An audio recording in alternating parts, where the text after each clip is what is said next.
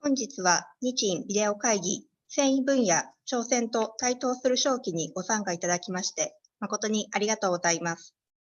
本日のウェブセミナーは、駐日インド大使館主催、インド政府繊維省、インド商工省産業国内取引推進局、インベストインディア、日本貿易振興機構ジェトロ、経済産業省、日印経済委員会、日本繊維製品品質技術センター、一般社財団法人日鮮研品質評価センター、日本繊維産業連盟、日本繊維機械協会の共催講演のもと開催させていただきます。司会は私、インド大使館の梶谷、通訳は同じくインド大使館の土屋が務めさせていただきます。どうぞよろしくお願いいたします。Thank you for your participation for India-Japan video conference on textile sector, challenges and emerging opportunities today. This webinar is organized by Embassy of India, Tokyo, in association with Department of Promotion of Industry and Internal Trade, DPIIT, Invest India, Ministry of Textile, Government of India, Japan External Trade Organization, JETRO, Ministry of Economy, Trade and Industry, Japan Chamber of Commerce and Industry, Japan Textile Product Quality and Technology Center, and Japan Textile Machinery Association. ウェブセミナー開始までに参加者の皆様にお願い事項を申し上げます。参加者は講演中であっても、Zoom の Q&A 機能を利用して、パネリストへ質問を送信できます。ご質問は講演中でも順次受け付けておりますので、質疑応答の時間までに質問したい登壇者名をご記入の上、パネリストへご送信ください。いただいたご質問は、質疑応答の時間もしくはチャット機能を通して回答されます。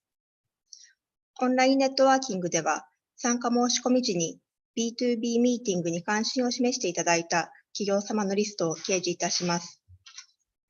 ネットワーキングで登壇し、自社の紹介をしたい企業様は、ホスト宛てにメッセージをご送信ください。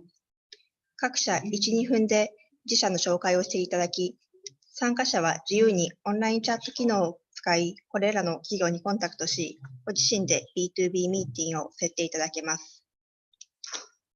本日のウェブセミナーは、YouTube のライブストリーミングでもご視聴いただけます。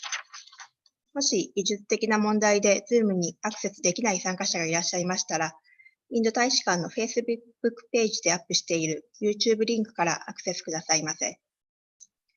なお、本日の通訳は、登壇者が英語もしくは日本語で全て発表し終わった後、別の言語で要約として通訳いたします。それでは、ウェブセミナー開始まで今しばらくお待ちください。We would like to request participants to note following points. During the webinar, participants can send their questions to panelists through Zoom Q&A function. Questions will be answered only during Q&A session or through online chat. During networking session, list of the companies which indicated interest in B2B meeting will be showed on the screen. If you wish to introduce your company to other participants, please send message to host through chat. The company can introduce themselves in 1 to 2 minutes during the online networking session. And delegates are free to contact these companies over online chat to schedule B2B meeting by themselves. This webinar is available to watch from YouTube as well. If you have technical trouble for accessing Zoom, we may request you to view from YouTube. Please visit Facebook page of Embassy of India, Tokyo. Link of the YouTube is shared on our Facebook page. Thank you for your cooperation. We will start the webinar shortly.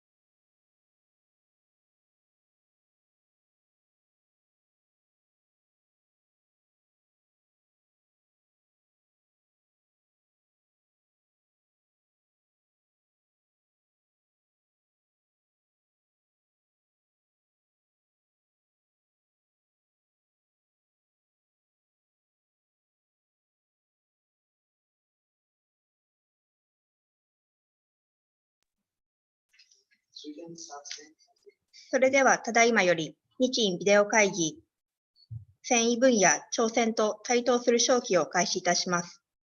はじめに、駐日インド大使、サンジャイ・クマル・バルマより、開会と歓迎の挨拶を申し上げます。First, I would like to request His Excellency Sanjay Kumar Verma, Ambassador of India to Japan, to give the welcome and opening remarks.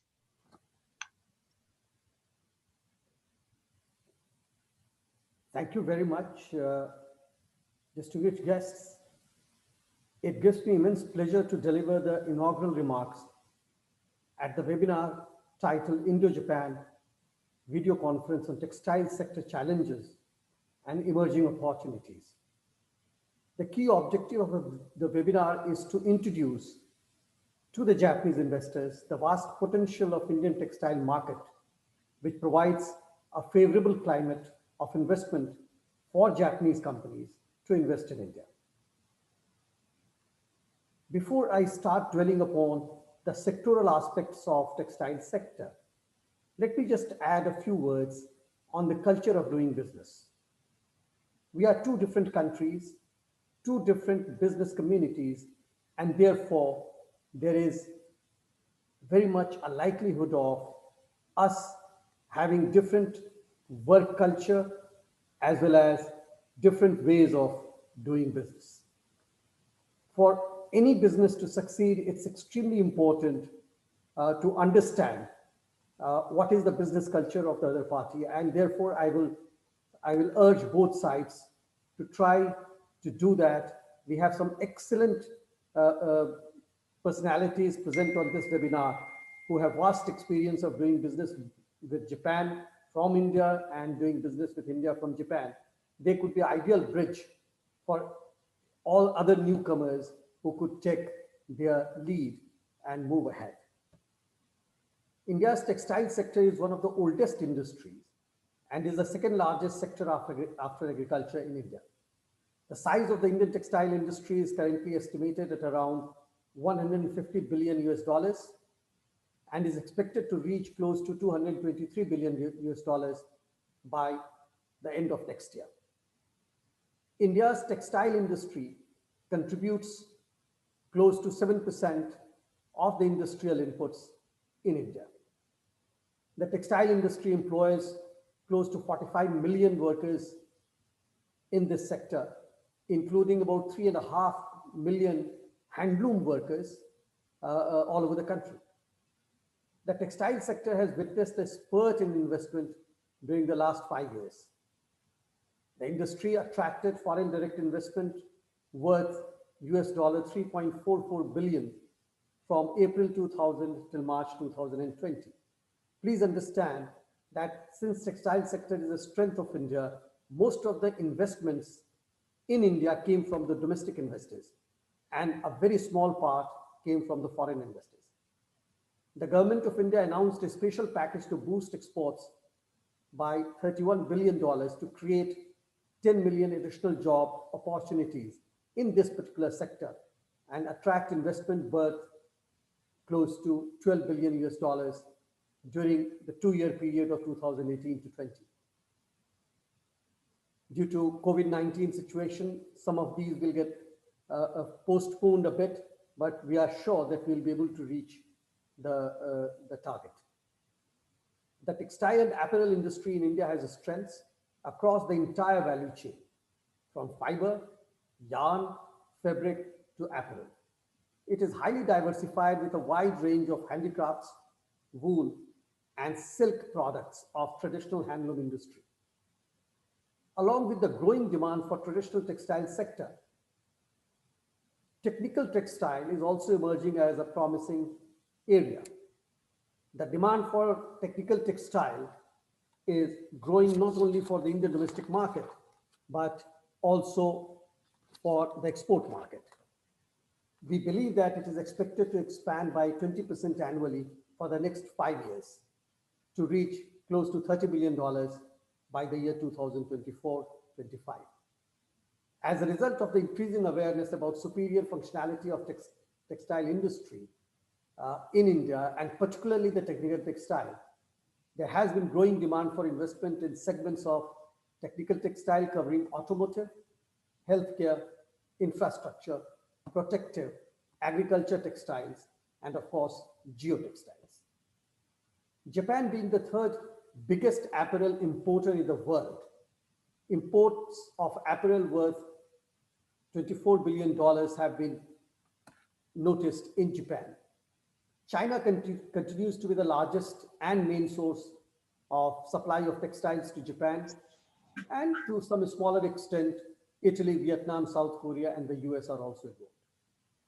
Recently, during the global pandemic of COVID-19, China is facing some challenges in the low-cost apparel manufacturing sector that affects on their export performance.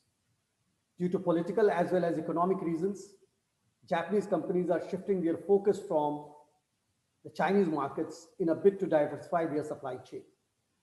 Although India's share in Japanese market is almost negligible in textile sector, there is a good potential for Japan to come in a big way to the large market for Indian textile and apparel makers. India can provide an alternative supply value chain to Japan, as India has a competitive advantage in textile sector in terms of low labor cost, highly skilled manpower compared to China, and also due to its traditional knowledge and competency. Due to the existing agreement of CEPA between India and Japan, the Indian garments have duty-free access to the Japanese market in the textile sector. While there are many opportunities for India to enter Japanese market through CEPA route, there remains some challenges for India to address issues like productivity, soaring cotton yarn prices, and GST. This further gets complicated due to the quality assurance processes for export to Japan. The government of India has recently invited proposal from consulting firms to undertake a study on Japan's textile and apparel industry to boost domestic exports and enhance mutual collaboration with Japanese firms. Over the past 6 years, the government of India has taken several initiatives to promote economic growth and improve investors' confidence, which include the establishment of commercial courts, the solvency and bankruptcy court, the goods and services tax, and reduction in corporate tax by 50%. Reforms are also being aimed at developing India into a knowledge-based, skill-supported, and technology-driven society. Japan has emerged as one of the top 5 investors in India. During the financial year 2019-20, Japan, with foreign direct investment worth $3.22 billion, was the 4th largest investor in India after Singapore, Mauritius, and the Netherlands. In terms of total trade, Japan is the 12th largest partner of India. We hope that through outreaches like this, we should be able to encourage Japan to regain its 3rd rank as the source of investment into India, and even surpass others as number 1 and number 2. As per the available data, the export and import from Japan for the financial year 2019 and 20 is expected to reach $4.58 billion and $12.71 billion respectively, leading to a trade balance deficit of close to $8.13 billion. These are extrapolated figures. At the moment, from the Indian sources, official sources, we have figures available till January, and we have extrapolated them to give you this idea as to where the trend goes. There is a decrease in the total trade volume as compared to last year, but we hope that it was only due to COVID-19, and as soon as the situation normalizes, the bilateral trade will once again overtake its previous data, previous statistics, previous volumes. India is constantly trying to improve its FDI ecosystem. Ease of doing business is also improving every year, Just 2 years back, India was ranked at 130 all over the world in ease of doing business. But the recent ranking, which is of 2019, has put India at number 63. This huge improvement has come through due to a lot of reforms which have taken place in India on labor, on doing business itself, on provision of inputs. So all over, there is tax reforms, of course. So all over, there is a positivity about getting and attracting more and more investment in India. India is also one of the most liberal FDI regimes in the world as on today.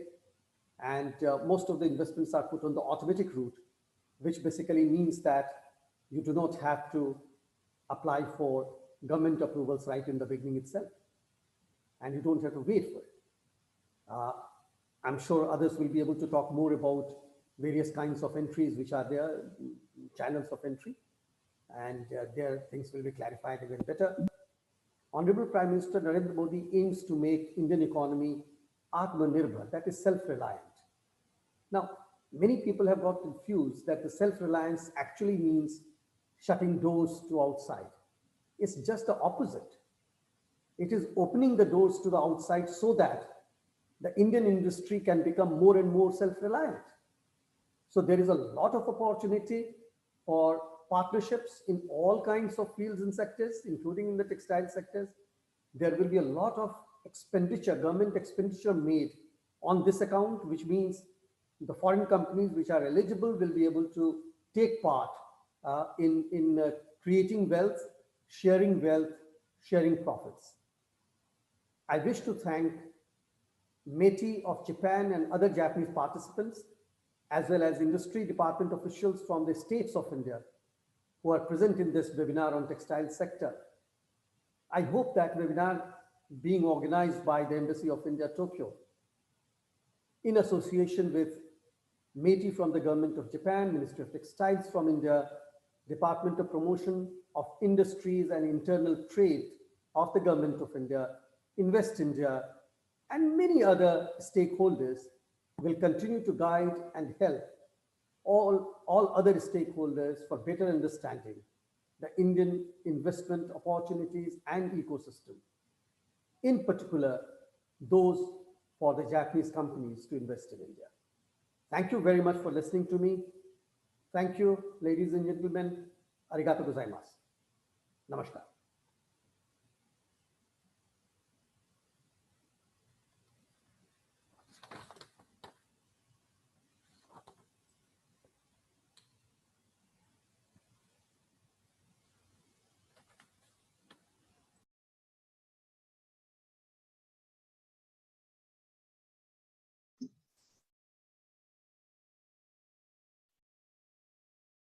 土屋さん、翻訳をお願いします。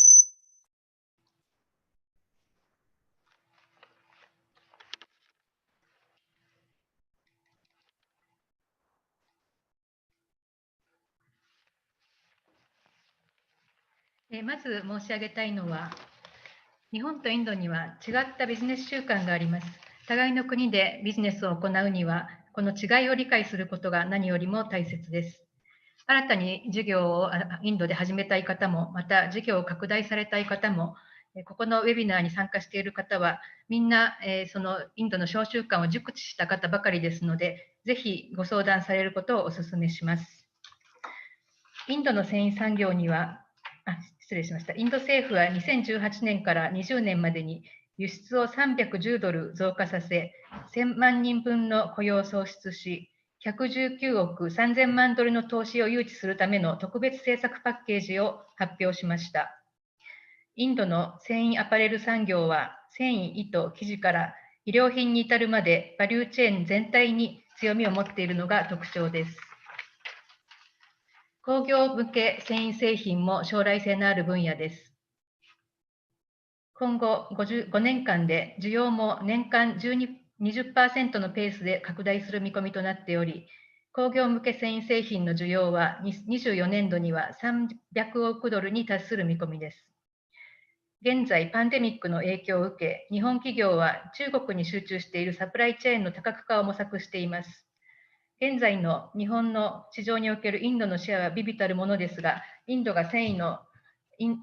がインドのアパレル繊維製品の大きな市場になる可能性も大いにあります。インドではビジネスのしやすさが年々向上しています。2年前、ビジネスのしやすさ調査でのインドの順位は130位でしたが、2019年度には63位まで急上昇しています。今回のセミナーを共同主催してくださいましたインドの繊維省、そして日本の経産省、そしてインドの産業国内貿易局、そしてインベストインディアの皆さんにお礼を申し上げます。以上です。Next, I would like to request Mr. Yasujiro Miyake, Director, Ministry of Economy, Trade and Industry, Government of Japan, to give a speech on post-COVID-19 challenges for textile sector. 続きまして、経済産業省南西アジア室室長、三宅康次郎様より、コロナ後における繊維産業の課題についてご講演いただきます。三宅様、よろしくお願いいたします。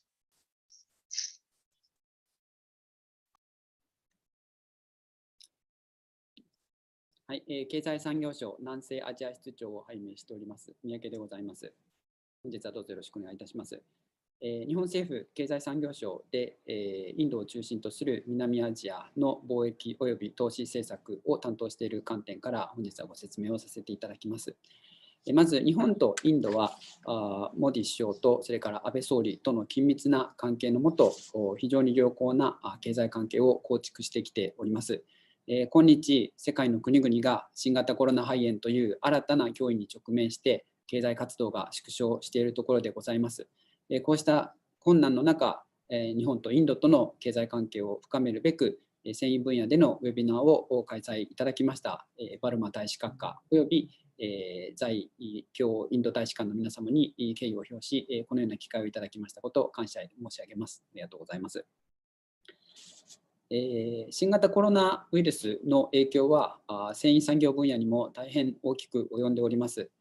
マスクやガウンといった個人防護具、PPE をはじめとした物資の需要が膨らんでいる一方で、医療品、ガーメントとかアパレルなどの需要が大きく落ち込んでいるところでございます。新型コロナウイルスとは今後も長く付き合っていかなくてはいけない状況で、産業をさらに発展させるためにインドの繊維産業のポテンシャルを最大限に引き出す取り組みが必要と考えます。こうした観点からインドの繊維産業の強みをいくつか指摘したいと思います。まずはじめにインドには地域ごとに多様な伝統工芸が存在しますので、これらをうまくプロモートすることで日本のハイエンド市場への参入拡大につなげることができると考えております。また、環境に配慮をする個人ですとか企業とかの数が増えている中で、インドの高品質コットン、その中でも持続可能性を謳ったオーガニックコットンを軸として一層の発展が期待されるところであります。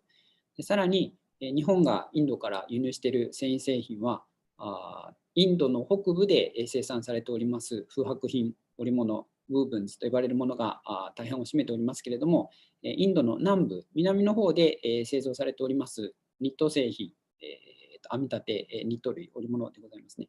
ニット製品についてもまだまだ輸出を拡大する余地があると見ております。インドの繊維産業界の皆様におかれては、こうしたインド特有の技術や強みをぜひ最大限に生かして日本の市場にアピールしていただきたいと思っております。続きまして、日本の市場について、インドの産業界の皆様にお話をいたします。インドの繊維産業の皆様から日本の繊維産業の品質基準が厳しいと言われることがございます。ですが、日本が衣類などの繊維製品を輸入する場合に、特定の有害物質に関する規制というものはあるんですけれども、その有害物質規制を除けば、品質に関する強制規格というものは存在しておりません。他方で、それぞれの企業が自主規格という形を設定しておりますので、インドの繊維企業ですとか、試験機関におかれては、こうしたそれぞれの要求に柔軟に対応していただいて、品質管理を徹底していただくということが重要であると考えております。こうした品質のほかにも、納期を守るということや、物流コストを削減するということも重要な要素ですので、こうした投資環境整備や改善にぜひ継続して取り組んでいただきたいと思います。それから本日はインドの中央政府および州政府の皆様も参加されていますので、そうした方にお話をいたしますと、新型コロナによって今多くの課題が生じているところではありますけれども、こうした危機をチャンスに変えるという考え方も必要になると思います。日本企業の中にもこうしたコロナ危機を踏まえてグローバルなサプライチェーンを見直すという動きが出てきております。企業が調達先ですとか投資先を検討するにあたって重要な判断要素の一つとなりますのが、その国でビジネスがしやすいかどうかという観点、これが何にも増して重要でございます。昨年12月に梶山経産大臣にインドに行っていただきまして、ピユーシュ・ゴヤルインドの商工大臣と日印産業競争力パートナーシップという新しい枠組みを立ち上げました。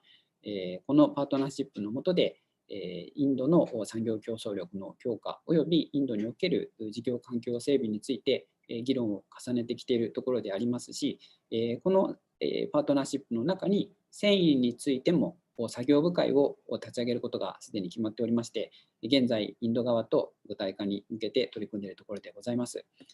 こうした取り組みを通じまして引き続き日本とインド双方にとってウィンウィンとなるような関係構築を築いていくべく、経済産業省としても尽力していきたいと考えております。本日のセミナーを通じまして日本とインドとの産業連携が一層推進することを期待いたしています。以上でございます。ありがとうございます。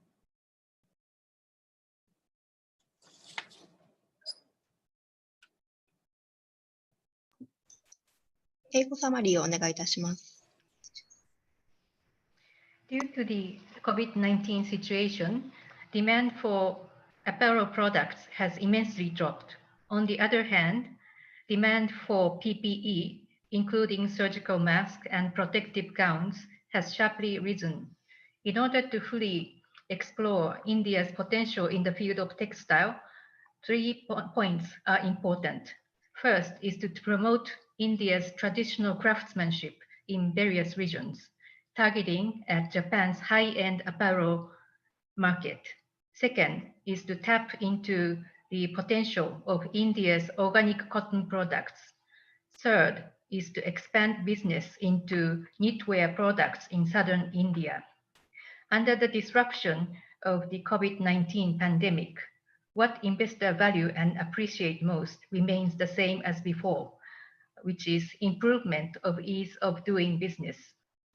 Last December, METI Minister and Honorable Commerce and Industry Minister established the India-Japan Industrial Competitiveness Partnership.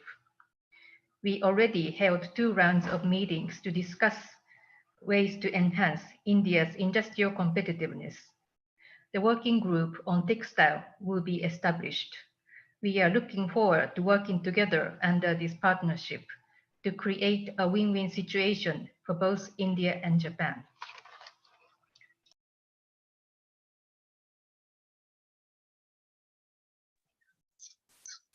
ありがとうございました。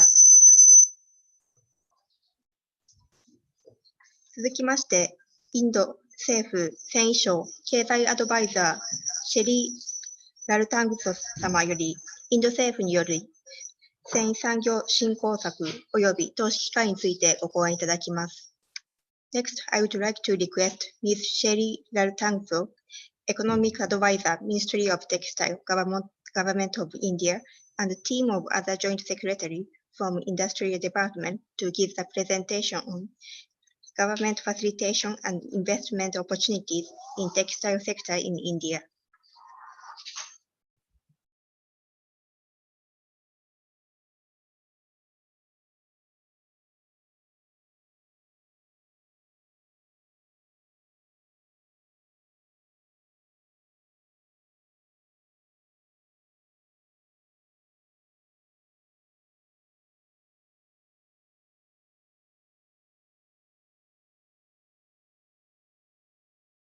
Yes. Hello, can I be heard? Am I being heard? Yes, yes, please start. Good morning. Good morning, sir. Good morning, Japan. I thank the embassy for organizing this kind of interaction with our counterparts. I'm thankful and I'm happy to know that we are going forward with our engagements.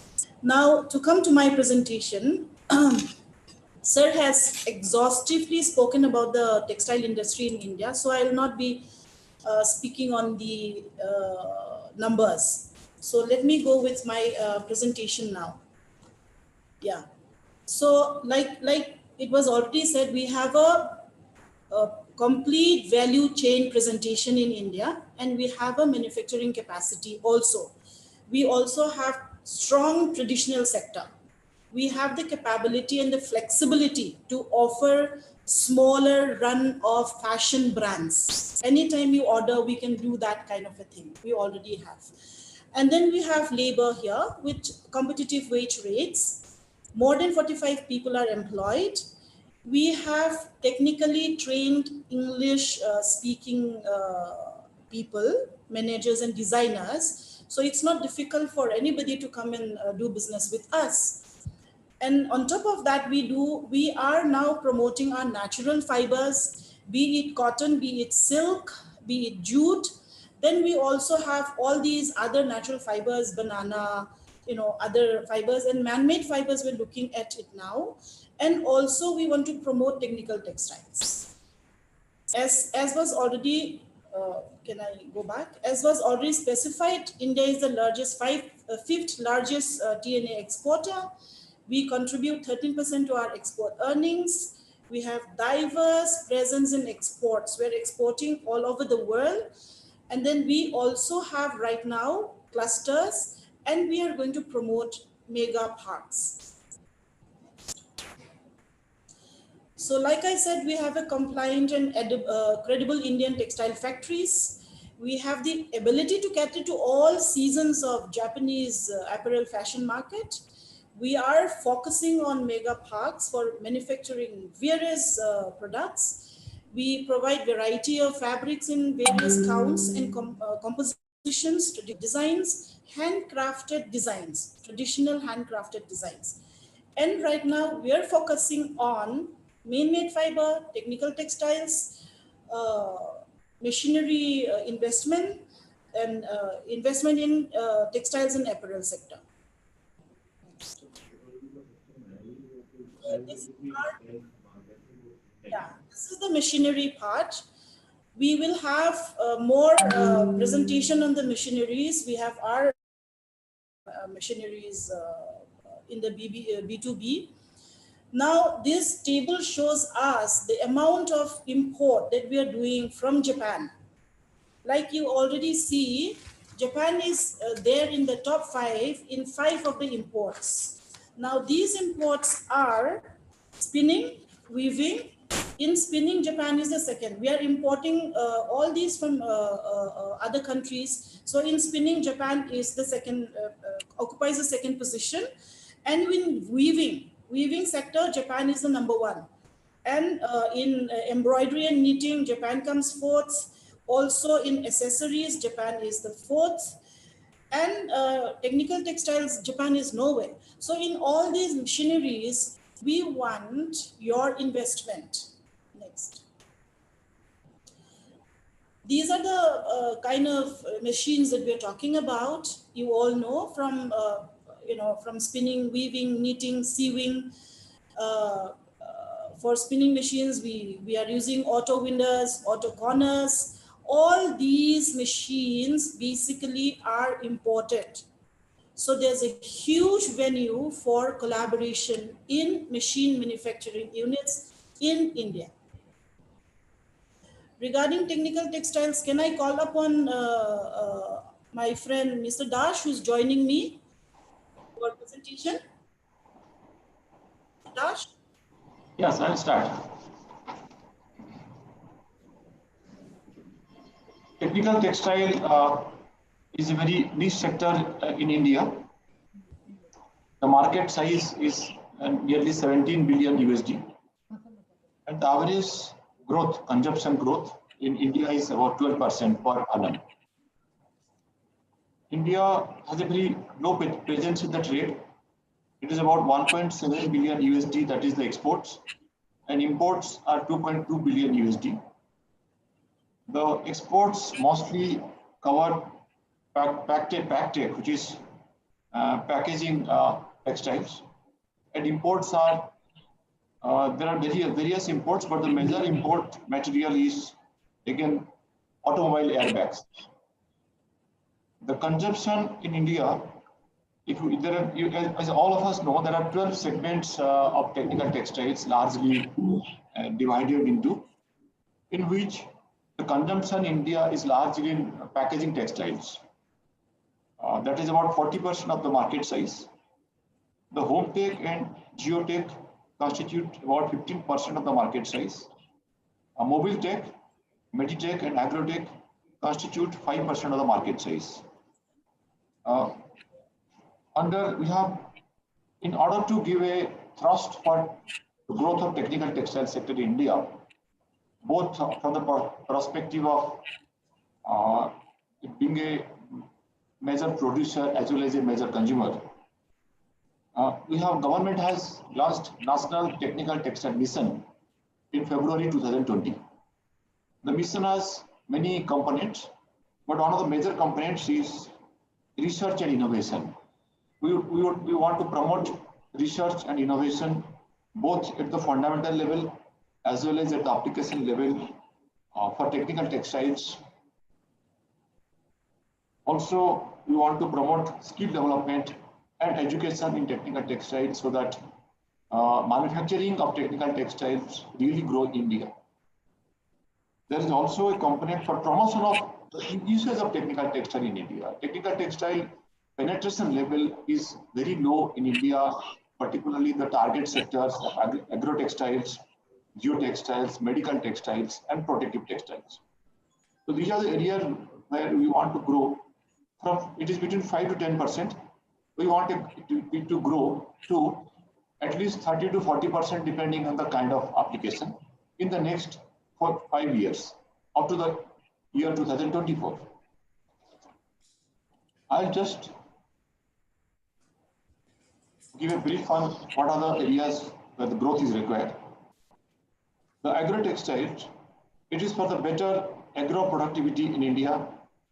India is largely self-sufficient in agriculture, feeding its 1.2 billion people without any substantial dependence on foreign countries. But the productivity has to grow and the farmers must be self-sustainable. So we had several pilot projects in agro-textiles, which we have found that there is a substantial conservation of water as well as increase in productivity. But the challenge here is to manufacture agro-textiles which suit our diversified agro-climatic needs. So the research and the manufacturing will be focusing on different agro-climate zones. Like there are areas in India which have substantial rainfall, high rainfall rather. There are areas which are arid and desert. So the agro-textiles must cater to the different areas. Presently, it is almost common in every area. That is one of the reasons for low penetration. Second area of target is geotextiles. India is largely building a lot of infrastructure, particularly roads and railways, including high-speed railways, in which Japan is one of the major partners in high-speed railways, metro railways. We want to promote the use of geotextiles in these areas for better infrastructure, better life cycle costing, and lower life cycle cost and other things.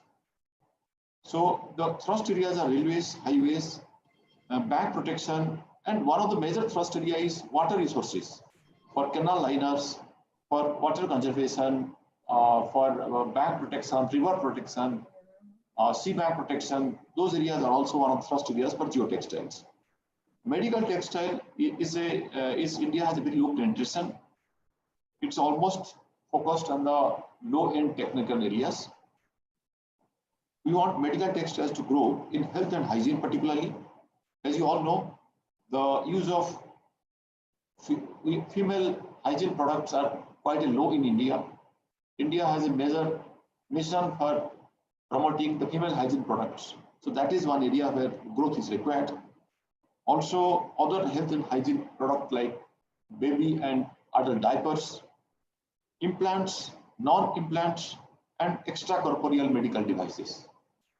India is one of the consumers, so we want to produce and also become a major exporters. Protective textiles is largely limited to the use of defense and paramilitary, but it's mostly the fabrics are imported, only the conversion happens in India. We want to develop fabrics here, or as even going back one level below, producing yarn, so that the need for the defense and the paramilitary is met from domestic manufacturing. Then we are all right now for last 3 months, we are all struggling on medical protective textiles, particularly for personal protective equipment. I'm glad to state here that we have basically made the challenge, and currently all the medical protective textile requirement in the country is met through domestic production only. We have been growing and improving quality and shortly trying to become a world-class producer as well as exporter of medical protective textiles. So the other area is industrial textiles. There are a lot of labor protection acts have come, rules have come, under which the firemen, the people working in chemical, petrochemical need better protection. So that is also one of the growth areas. The last but not the least growth area is performance textiles. Performance textiles for various specific applications, professional applications, as well as smartware. So that is also we are looking into under the National Technical Textile Mission. Thank you. There's a list of I think one of the slides. Can somebody can I change it? Yeah. Can we go on, Mr. Dash? Can we go on? Thank you so much. Dash is a Joint Secretary in the Ministry of Textiles. Now, going on to Mega Textiles, can I request our Joint Secretary, Mr. Panigrahi, to join in regarding Mega Textiles, please? Hello, my greetings to all the ladies and gentlemen. Am I audible? Yes, you are. Yeah. As already highlighted by my predecessors, India has a large number of textile clusters and apparel clusters all over the country. But the problem is in India, majority of the enterprises and units are fragmented and they are small enterprises. As against 80% or more large enterprises in Vietnam, Bangladesh, China.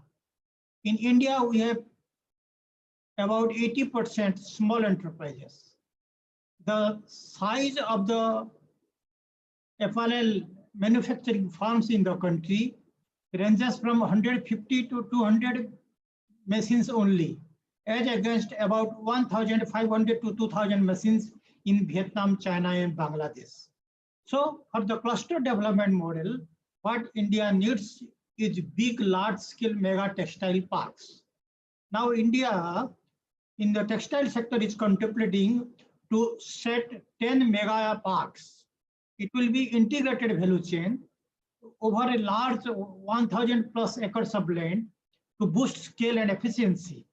It will provide world-class infrastructure, and it will have entire integrated value chain from fiber to fabric to apparel, and at the same place, it will provide customs clearance through inland container depot. It will be one-stop investment destination for investment, including foreign direct investment. It will be large scale, integrated value chain, and it will composite park. It will also provide plug and play facilities so that the units who are desirous of coming to India will just need 3 to 4 weeks to plug and play. The parks will have better connectivity with access to ports and airports, and it will be also linked to dedicated freight corridors and also 4-lane highways. The textile cluster are already existing in different parts of the country, and the state-of-the-art common facilities like boiler, chiller, effluent treatment plant, all these facilities will be provided inside this mega textile park. There will also be social sectors like schools, then again entertainment centers, workers, hostel accommodation, everything will be provided. Also, there will be provided commercial enterprises like warehousing, etc., testing, R&D laboratory. So it will be an entirely integrated value chain. The proposed model can be of 3 types. Either it will be special purpose vehicle comprising of state government and central government, or it will be a master developer, or it will be a hybrid model combination of the both. It will be overseen by the national level executive officer from the Ministry of Textiles, and at the state level also, it will be supervised by a senior level officer. Similarly, there will be a master developer who will oversee the implementation of the entire scheme.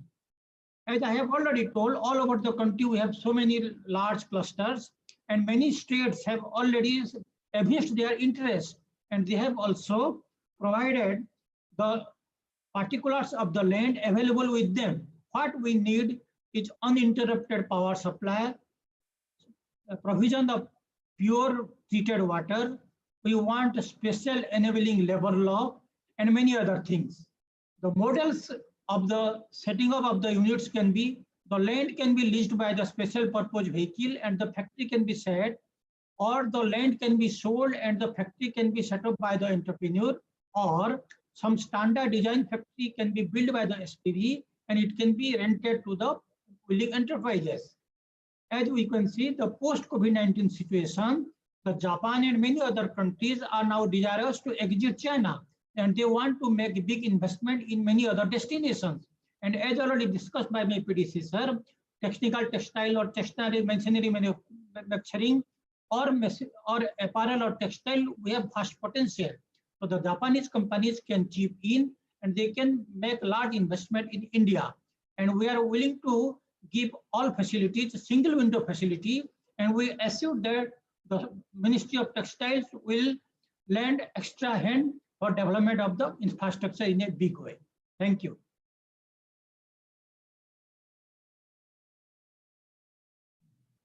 Yes, thank you, Mr. Panigrahi. So I'll be in my last presentation.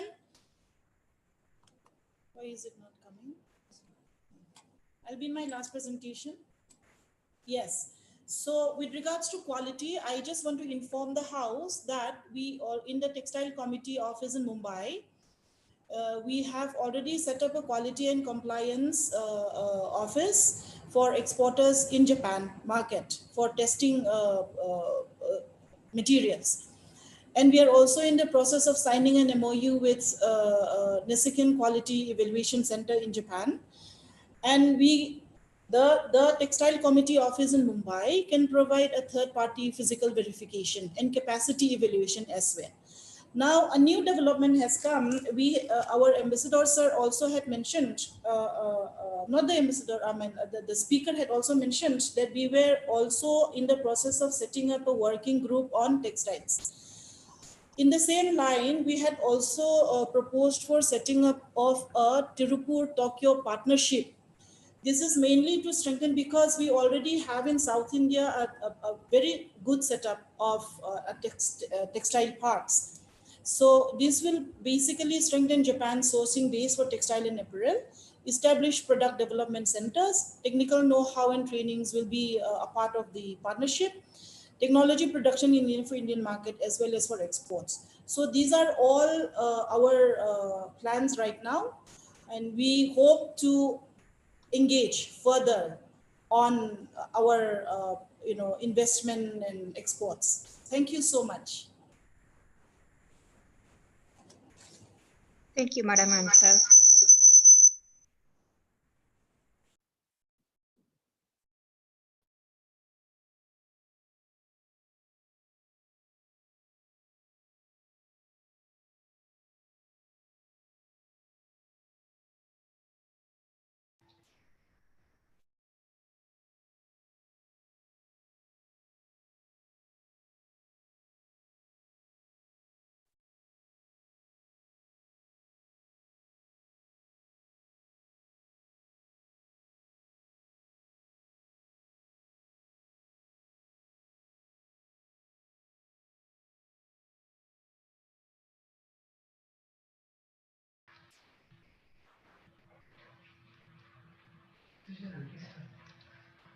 インドの繊維産業には原材料から製品までの完全なバリューチェーンがあり、巨大な製造能力があります。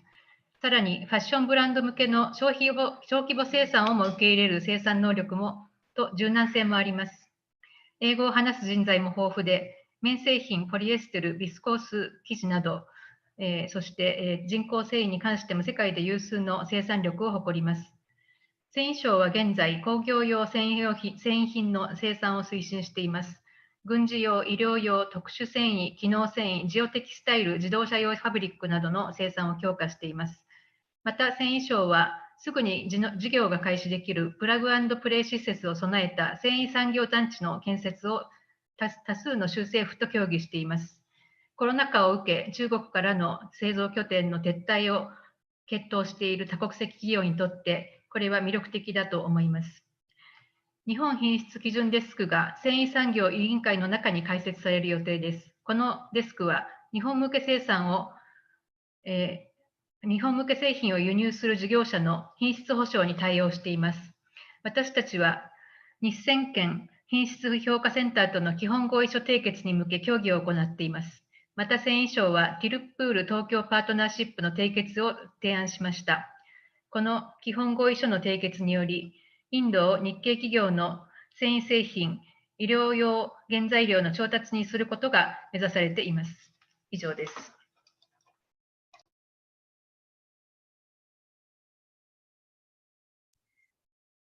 続きまして、インベストインディア、アルナブ・カリラ様より、メイキン・インディア政策と FDI 促進策についてご講演いただきます。Panelists are requested to kindly follow the timeline. Next, I would like to invite Mr. Arnav Karia, Invest India, to give the presentation on Making in India and FDI facilitation. Good afternoon, His Excellency Ambassador, our delegates from the Ministry of Textiles, as well as the esteemed panelists here. I would like to thank the Embassy of India for hosting a wonderful forum where all the key stakeholders, as well as attendees, can benefit from it. As already covered by the Ministry of Textiles and Ambassador, I will skip the India-Japan relationship as well as the textile sector and move on to 3 key reforms that will be relevant to everyone. First of all, as some of you might already know, a 20 lakh crore economic stimulus package was announced by the Honorable Prime Minister. The $265 billion economic package caters to various sections, including the cottage industry, MSMEs, laborers, and middle-class people.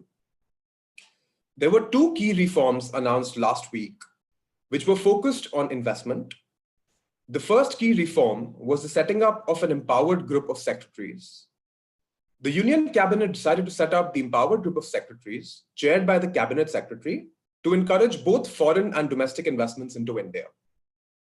The key role of the empowered group of secretaries will be to bring synergies and ensure timely clearances from various departments and ministries. This group of secretaries will ensure to attract increased investments into India and provide investment support and facilitation to global investors. The second key reform was the setting up of the Project Development Cell, which will ensure execution of such projects. For the Project Development Cell will focus on development of investable projects and ensure coordination between the central government and state governments. Several of these reforms have been put into place, and to ensure on-ground execution, Invest India has been set up as the National Investment Promotion and Facilitation Agency of the Government of India. The agency acts as the Make in India arm. It operates under the Ministry of Commerce and Industry. Invest India ensures handholding for foreign investors who are looking to investing into India. I will take you through a key case study where we helped a Japanese company enter India from the stage of their plan of setting up into India to the stage of setting up of their first store in India. As part of Invest India's roadshow strategy, we interact with several Japanese retailers on our roadshows in several cities, including Tokyo, Osaka, and Nagoya. We met one such textiles company who was interested in setting up into India after the liberalization of the FDI policy. We were able to help this company throughout the entire process of helping them with set up their company in India, helping them with their applications, including plastic waste management, GST, and all other applications, and helping them put into place a timeline where they were able to set up their shop within 1 year of their plans of setting up in India. One of the key learnings from this was how several Japanese companies can help bring their global supply chains into India. India offers several SEZs that help provide lots of incentives for companies to export into Southeast Asia as well. These Japanese global supply chains have found a home in India where they're not only able to increase their own production, but they're also able to help India improve its production. In order to ensure the 5 trillion dream, the Japan Plus desk has been set up in India. This specialized desk facilitates investments and handholds investors. This team comprises of 6 members and 1 representative from METI in Japan. Some of the facilities provided by the Japan Plus desk include end-to-end services, right from business assessment, location advisory, policy advocacy, familiarization of states, as well as issue resolution and aftercare. Following a memorandum of cooperation between Invest India and JETRO, several investment promotion roadshows have been held. Along with this, the Japan-India Startup Hub was also started in 2018, which was inaugurated by the Prime Minister in October 2018. The platform offers lots of opportunities for Japanese startups looking to invest into India. Invest India was successful in setting up a business immunity platform during the tough times of COVID.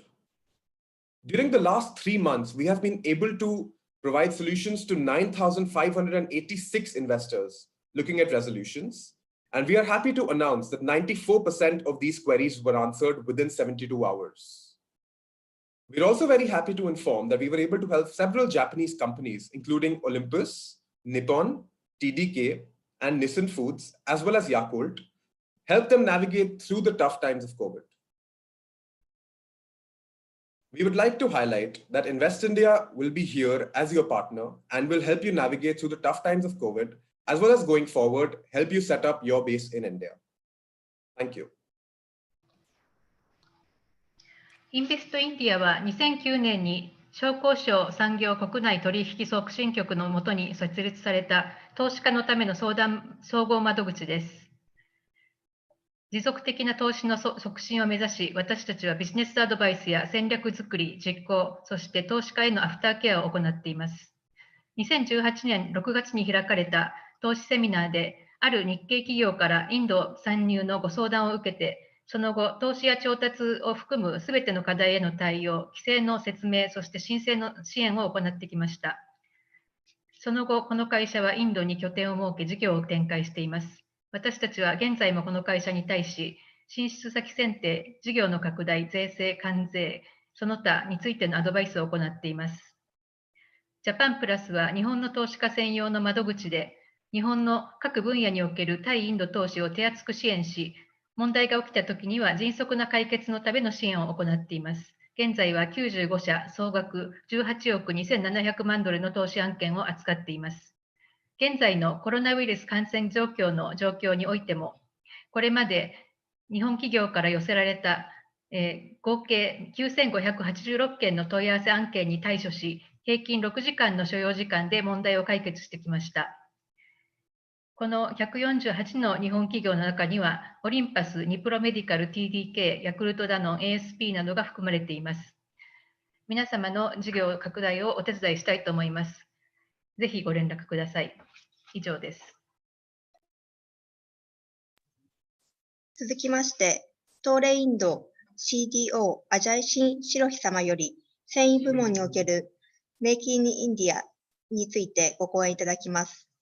Next, I would like to request Mr. Ajay Shin Shiroi, Chief Development Officer, Tore Industries India Private Limited, to give the presentation on Making in India experience in textile sector.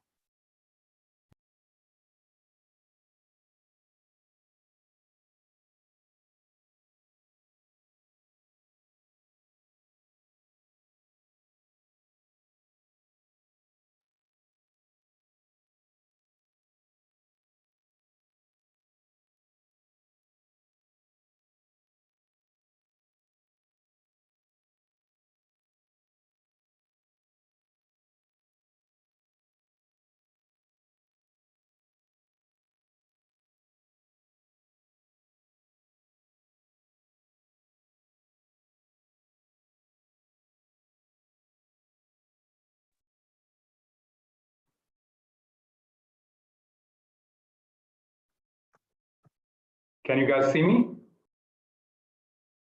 Please go ahead.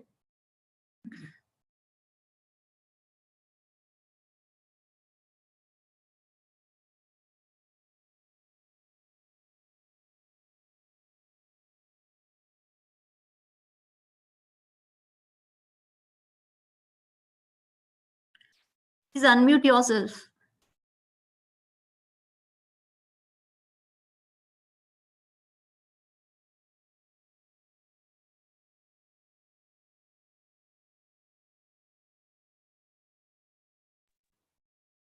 Hello? Yes, fine. Please start. Okay, I represent Toray Industries and I wanted to share our 8-year journey in India. So it will give you some guidance for those who are considering investment in India from Japan as to what one company's experience in this space is. Just to, for the people who do not know, Toray is a fairly large Japanese company headquartered in Tokyo. It's publicly held on Tokyo Stock Exchange, established in 1926. And we have about 48,000 employees, generating $22 billion in sales in about 26 countries. Our corporate philosophy is to add value to society through the creation of new value with innovative ideas, technologies, and products. We have broadly 6 business units in fibers and textiles. So in fibers and textiles, we are one of the key suppliers to Uniqlo of Japan. I'll talk a little bit about that in a moment. We are in plastics and chemicals, which is our original chemistry from 1926. We make we make advanced raw materials for semiconductor industry, which is called IT-related products. We are #1 in the world in carbon fiber and composite material. So Boeing and Airbus are our customers, as are the windmill blade manufacturers and Fujikura and Yonex for sporting equipment. And we are also #1 in water treatment and desalination. We have an in-house engineering and environment services business of about $1 billion called Toray Engineering Company. And we have life sciences and other green innovation businesses, which are emerging and newly invested businesses. We have 275 subsidiaries across the world. Toray in India's story starts in 1960s when Toray was informally exporting technical textiles and fabrics to Surat and Vapi, Gujarat for manufacture of saris and blouses and wedding trousseaux. So in that area, Toray is extremely well known since we are only a maker of advanced raw materials and we do not make finished products on the average. Consumers do not know us, but in the business-to-business world, I think Toray is reasonably well known. Formerly in the financial year 2011 and 12, Japanese and Indian financial years are the same. We opened an office for sales in Mumbai, and at the same time, we opened an office in Gurgaon as our corporate headquarters and a liaison office. In 2014, we started building a factory in Vapi, Gujarat to manufacture fabric for and cushions for automotive airbags. That factory was ready in 2016 and has been operating now for 3.5 years. It's located about 175 kilometers north of Mumbai, just across the border into Gujarat. So Surat, Vapi, Daman and Diu are one of the technical and otherwise natural textile hubs of India. We built an office in Chennai in 2017, and we bought 109.35 acres of land in Sri City, which is just across the border between Tamil Nadu and Andhra Pradesh, about 82 kilometers north of Chennai airport. On that asset, we have established an EP compounding factory and a PP polypropylene spun bond factory, which just started operations in March of this year, we have also opened a Dubai office for international sales. There's also a small subsidiary which we have, Tori India, which is involved in imports and exports. So from about 10 people and 0 assets, we've grown to 5 offices, 3 plants, and well over 200 employees in 8 years. This shows you actual photos by drone of our Sri City site. It's flat land, it's amazing land. And we started construction in 2018 of by leveling and so on and so forth. And it took us roughly 9 months to build our engineering plastics compounding facility, which is a simpler plant. And it's taken us about 16 to 18 months to build the PP spunbond plant, which is much more complex. This describes you the situation of those plants on about 80 acres of land, which is another 30, 40 acres on the left-hand side. And the PP spunbond capacity is 18,000 metric tons and 4,800 metric tons for EP compounding. Just quick observations on India for those who are interested in success stories or war stories from India. We've grown rapidly in 8 years. I've already summarized that. The plant in Gujarat for the automotive textile, automotive airbags factory was built on a brownfield. It was an ex-textile facility which was already up and running and had gone bankrupt a few years before. So we repurposed it for our situation, and is doing reasonably well.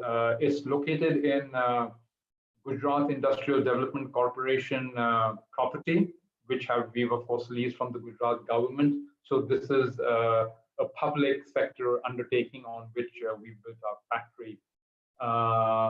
The 2 greenfield plants which we built in Sri City are on privately held land.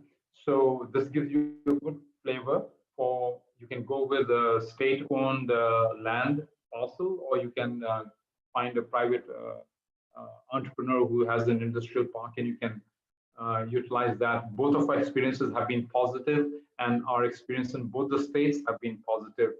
And Chennai is a great location because of golf, and there are about over 10,000 Koreans there, and now about 1,000 Japanese, plus minus some. 4 years ago, there were maybe about 8 or 9 Japanese and Korean restaurants. Today, there are 20. There are actually 4 Japanese restaurants in Sri City itself. The noteworthy thing about these 3 plants was that we built them on time, and they were pretty much under budget. And I think we've done a reasonably good job of engineering, procurement, construction, qualification runs, and getting them up and operational. For the Gujarat project, we did apply for incentives under the Ministry of Textiles TUFS scheme, TUFS. It stands for Technical Upgradation Scheme, and it's got financial incentives. The scheme was valid for 2015 to 2020, and we have not applied for national incentives for the PP spunbond plant in Andhra Pradesh, but we have applied for and secured handsome incentives under the government of Andhra Pradesh's textile scheme, which is mirrors and parallels the central government scheme, the TUFS scheme. So it took us 4 years to build our first asset. I think Toray headquarters in Japan had more confidence in our Japanese and Indian team.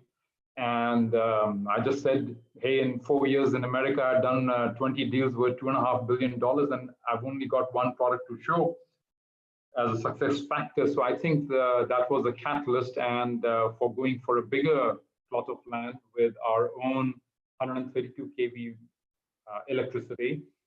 We've got 1 million liters of wastewater treatment facility, which we built ourselves. So the infrastructure is perfect. All the business units have to do is drop in their plants. when they're ready to invest in India. So India is open for business. And I really, really wish to reiterate this point that those who choose not to invest in India do so at their own peril. I had one or two other points in that since Andhra Pradesh is not represented today, 4 other states are. I wanted to say that there are 20 Japanese customers in Sri City, which has 10,000 acres of an industrial township land. There are 180 companies from 26 countries. Some of the key Japanese companies are Aisin, Kobelco, Isuzu, and Toray. I believe Daikin is considering Sri City and they're close to coming. Additionally, in Andhra Pradesh, there's a Brandex textile park in Visakhapatnam. Uniqlo has opened shop there. And I believe only 50% of Brandex is occupied, so 50% of land is available. And my last point is that there are over 33,000 Japanese companies operating in People's Republic of China. There are only 1,500 Japanese companies operating in India now, which is only about 4.5 or 5%. So if you just compare apples to apples and oranges to oranges, there's a long, long runway for Japanese companies to invest in India because it's my firm belief that they're greatly underinvested in India. Thank you.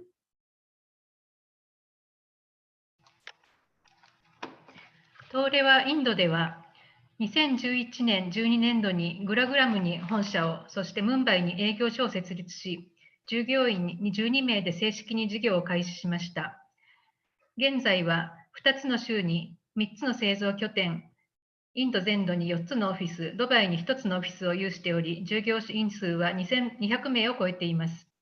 グジャラート州とアンドラプラデシュ州では、東レは州、そして地方政府レベルで特別な待遇をしていただきまして、良い待遇を受けまして、1つの窓口で水、電気、ガス、環境などを含むすべての認可や行政支援を良いタイミングで受けることができました。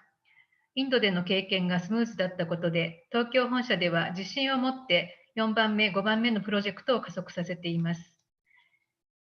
産業団地があるシュリシティには、日本人と韓国人の駐在員が多数駐在しており、日本各国のレストラン、そしてさまざまなインフラが揃っています。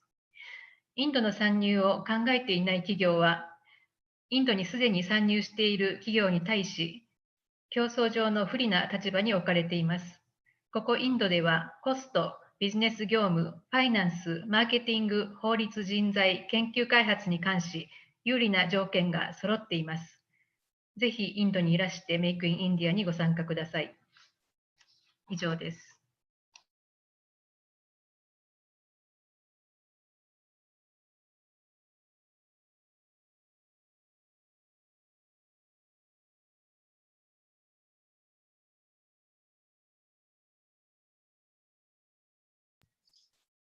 Next, I would like to invite Mr. Kei Funaki, Executive Officer, General Manager, Japan Textile Products Quality and Technology Center。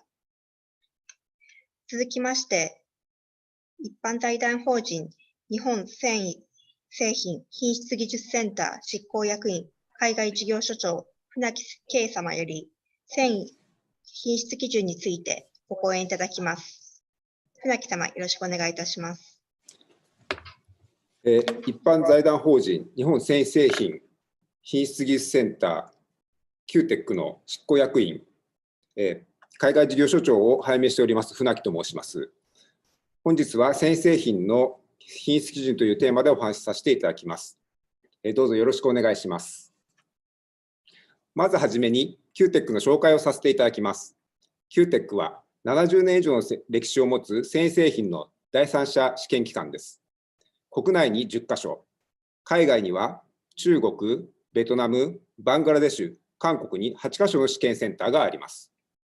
衣料品だけでなく、カバン、傘、靴などの服飾雑貨、カーテンやカーペット、新装類などのインテリアファブリック、自動車用や土木用自動テキスタイルなどの産業用繊維材料など、幅広く試験を行っています。日本の消費者は世界で一番品質に対する意識が高いと言われています。店頭に並んでいる商品も、汚れや虫などの異物の混入があると、その商品が買わないだけではなく、返品や消費者苦情に発展するケースも多くあります。インド企業の皆様が日本企業と取引をする上で、こうした日本人の消費者の要求の高さをまず理解する必要があると考えます。スタートは何より日本企業とインド企業との密なるコミュニケーションが必要と思われます。実際の品質基準は法律の規制と製品の消費性能を考慮して、小売店やアパレルメーカーごとに基準書を作って管理されています。QTech では多くの企業基準に対応しており、基準のない企業に対しては、アパレル業界の一般レベルである QTech 基準で判定可能です。衣料品に関わる、法律としては、フォルマルデヒドや特定芳香素甘味などの有害物質の規制に関わる有害物質を含有する家庭用品の規制に関する法律、組成表示、取扱表示、撥水表示の表示方法を規定している家庭用品品質表示法、また、原産国の表示方法などを規定している不当景品類及び不当表示防止法があります。消費性能は主に日本産業規格、実の試験方法で行っています。一般的に記事の段階で、染色権ロードや物性試験、混用率などの試験を行って、裁断縫製した製品の段階で、表示確認や対選択性による外観変化を確認します。また、昨今、吸水速乾性や紫外線遮蔽、接触冷感などの機能性を付加した製品が多くなっており、これらの機能性も評価しています。インテリアファブリックでも、カーテンの遮熱性や花粉リリース性などの機能性試験を行っています。産業用繊維材料としては、自動車用ではシートベルトが道路輸送車両法により規定されており、JISの試験方法があります。カーシートやエアバッグなどは、自動車メーカーごとの基準により厳しく管理されています。ジオテキスタイルは、屋外で使うシートやネットについて、耐候性試験や強度試験を主にJISに従って行っています。また、世界的な新型コロナウイルスの感染拡大により、需要が急速に拡大しているマスクや医療用ガウン、防護服の試験も行い、並びに抗菌や抗ウイルス性試験の機能性の依頼が大幅に増えています。皆様におかれましても、何かご相談があれば遠慮なくご連絡ください。一日も早く新型コロナウイルスが収束して、日本とインドの経済交流がさらに活発になりますことを心から祈っております。ご清聴ありがとうございました。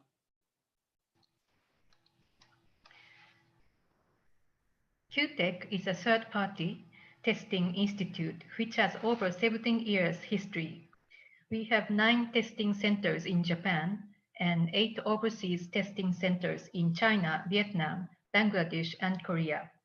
We conduct quality tests for not only apparels but also living wear such as bags, shoes, and umbrella, interior fabrics, and industrial textile materials.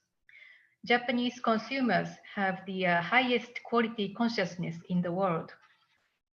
Complaints can happen very easily when there is the smallest stain on the fabric or when an insect is found in between fabrics. Quality standards are documented and managed by each retail store and brand. QTech supports the quality standards of many companies. We can also test and evaluate products using our own QTech standards. Product performance is assessed according to Japanese Industrial Standards or JIS. Generally, material tests such as color fastness, physical properties, and fiber composition are tested at the fabric stage. Then product tests such as compliance of labeling and the appearance change after wash will be carried out after the products are sewn. Recently, many products are added with functionality such as quick dry, UV cut, and Qmax, antibacterials, and deodorant. We test and evaluate these functionalities as well.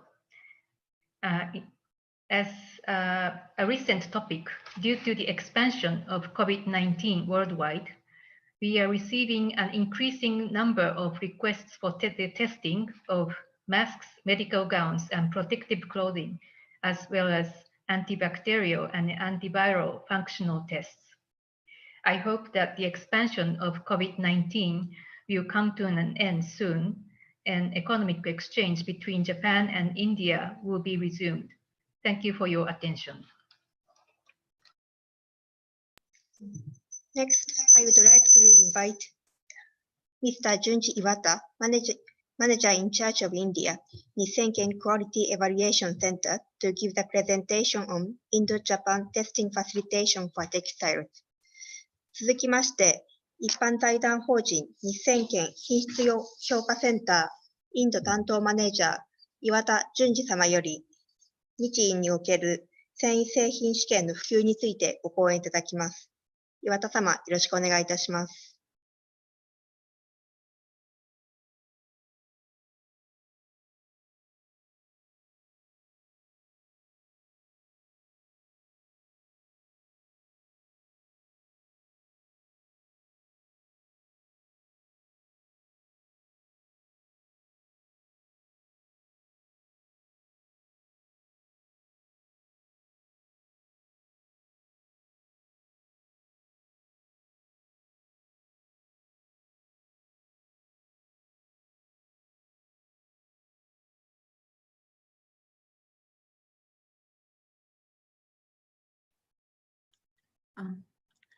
Please unmute. 岩田様、音声がミュートになっているようです。いいですかね。はい、聞こえます。お願いします。大変失礼いたしました。改めて一般財団法人日鮮研のインド担当マネージャー岩田でございます。今日は5分という短い時間ですが、いろいろご説明をさせていただきます。よろしくお願いいたします。まず日鮮研インディアの設立の話ですが、2014年5月、インド・ジャイプールで日鮮研クオリティエバリュエーションセンターインディアプライベートリミテッド、これを設立して、同11月に試験業務、GIS の試験業務をスタートしております。でその目的は、今までインドにJIS の試験をする期間がなかったものですから、多大なやっぱり時間と労力がかかっていたのを、なんとか現地でできないものかということで、スタートをしております。また、インドっていうのは、いろいろな方がお話しされているように、非常に繊維の産業としては大国です。ただ、日本向けの医療としては、非常にまだまだ少ないということで、非常に将来性があるんじゃないかということで、進出をしております。さらに、日本で試験するインド製品のものは、やっぱりまだまだ基準がですね、未達ということで、こういったビジネスサポートもできるんじゃないかということです。実際インドに出てみて、まだまだ日本式のマネジメントっていうのは本当に理解がされてないというふうに思っております。特にインドの方にぜひお伝えしたいのが、日本企業の品質マネジメントっていうのは、生地や付属の製品な検査基準、それから工場の管理基準、それから最終出来上がったものの検品基準、この3つで構成をされています。日本とのビジネスを増やすためには、必ずこの3つの基準を満たさないと、必ず問題になる可能性があります。まず、生地や付属の試験、これは基本的には JIS、GIS の基準がベースになり、そこにない基準、例えば、JIS が取り入れてない基準ですね。これは独自で設定をされている先が多いです。それに特例やアイテムの違いなどで品質の基準値が変わってきますので、一概に JIS の試験を合格してくれというふうにはならないと思います。それと工場の品質基準としては、これは製造業が日本が製造業が得意としているんですけども、基本 5S というですね、整理、整頓、清掃、清潔、しつけですね。これが基本的にはベースにあります。でさらに、フォルムアルデヒドや折り張りのチェック等の、販売する際に法律的に問題になるような項目の管理が求められます。あとは最終製品の検品ということで、基本はJIS規格と独自の規格がミックスされたものがベースになっている気がします。日本では販売の際に1枚の不良品も出さないということが一般的になっているため、AQL ではなく、全量検査、全量検品を採用する企業が非常に多いと思います。まだまだこの3つのことがインドの方は、把握をされていないケースが多いんじゃないかなというふうに思われます。日銭圏でのインドでの役割ということで、当然は日系の第三者機関ですので、GIS 規格の試験を迅速に正確に行うこと、これはもう当然です。さらにインドでは、品質基準が満たすものがやっぱり非常に多いものですから、やっぱり最善のアドバイスを行い、トラブルを防ぐというですね、クオリティコンサルティングサービスと呼ばれるものを採用しております。これはですね、日銭圏インドで試験をしてもらったもので不合格が出たものに対して、我々のスペシャリストがこうやったら少しでは改善できるんじゃないか等のアドバイスをするという非常に画期的なサービスで、このサービスを欲しさに遠くから試験依頼をくれている先さんもこれは多いです。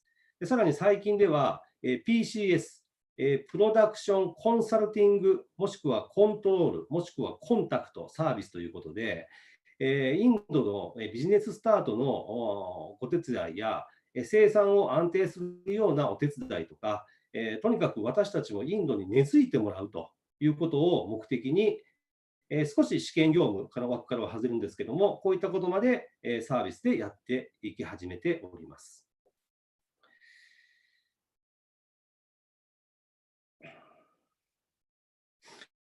それと、やはり、この基準を伝えると、なんでこんなことをしなくちゃいけないんだというような声が非常にやっぱり多いもんですから、やはり日本の、店頭の状況や習慣、基準、こういったものをしっかりやっぱりお伝えするっていうのも我々の役目だというふうに思っております。最後に、インド事業の拡大挑戦ということで、我々の日銭圏インドのスローガンというのが、モディ首相のメイクインインディアにかけて、テストインインディア、インドで作ってインドでいっぱい試験をしましょうという、日本基準に合うものを作りましょうという、スローガンを立てております。で我々が、独自で、こういった、少し検査機関から枠を超えた、挑戦をですね、しておりまして、この、動きというのが、インド政府やテキスタイルコミュニティとか、そういったところに非常に、頑張ってくれてるなということで、昨年ですね、2019年の4月には、機能性組合というところと、包括的な日印の機能性素材の技術開発やアドバイスとか、あとはお客さんの紹介とか、こういったことをするような包括的な契約を結んでおります。さらに、インド繊維省やテキスタイルコミュニティと連携したものづくり、先ほどの3つの項目、我々一人ではなかなかやっぱりもう伝わらないということで、政府と人間と本当に協力して、インドのものづくりを増やしていくというサポートをしていきたいなというふうに思っております。最後に、やはりインドはまだまだいろんなものづくりがあって、あとは繊維製品等の法の整備というのもまだまだできてないというのが現状なので、やはり中国も、法律ができて、GB という法律ができて、一気にやっぱり品質が上がったというふうに思いますので、そういったお手伝いもできたらと思っております。以上、ありがとうございました。We established the Nikken Quality Evaluation Center in Jaipur in May 2014. The quality management of Japanese companies is broadly divided into three categories. The first is testing standards to test standards for textiles, accessories, and products. The second is the management standards for factories. And third is inspection standards for final products. I would like Indian companies to know that in addition to the quality of products, management standards for factories and inspection standards for final products are also important. Nissei India has three major roles.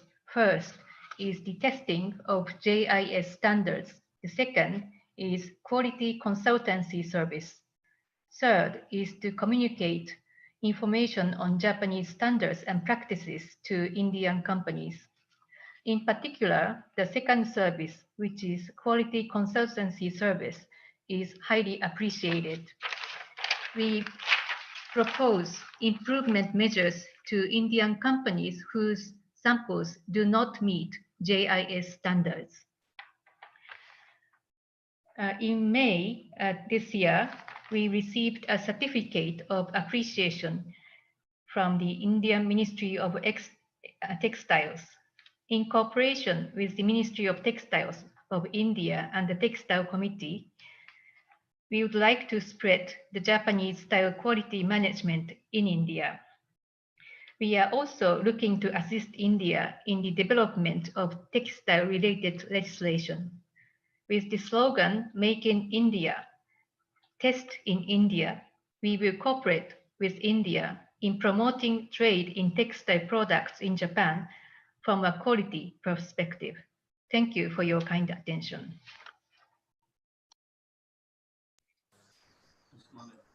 続きまして、インド・ティルプル輸出協会会長、ラジャ・エム・シャムンガム様より、インドの繊維製品輸出概況についてご講演いただきます。Next, I would like to invite Mr. Raja M. Shamungam, Chairman, Tiruppur Exporters Association, to give a presentation on overview of export products.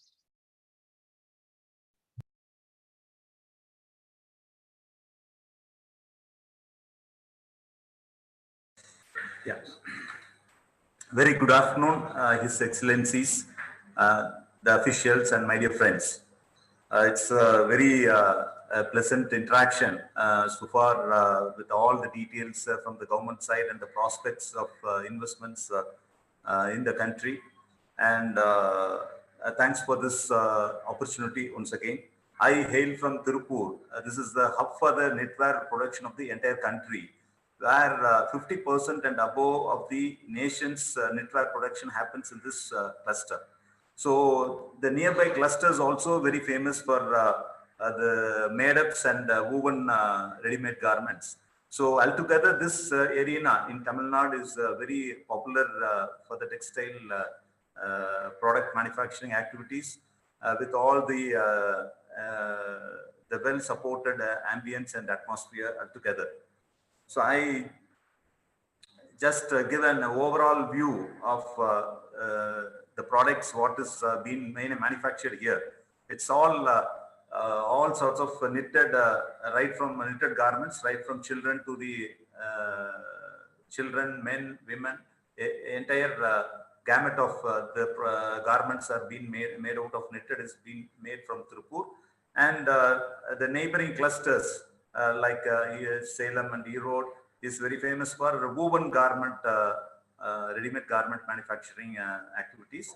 And the Karur, which is again a nearby cluster to this township, is very famous for the made-ups, which is happening in a very efficient and better manner. And these are the overview. But what as on date, the import from India on all these products to Japan is very meager compared to the Japanese appetite requirement, which is the third largest importer of textile products. From India, it is a very meager share what we have right now. So the Japan's total import comes to the tune of 67 billion worth of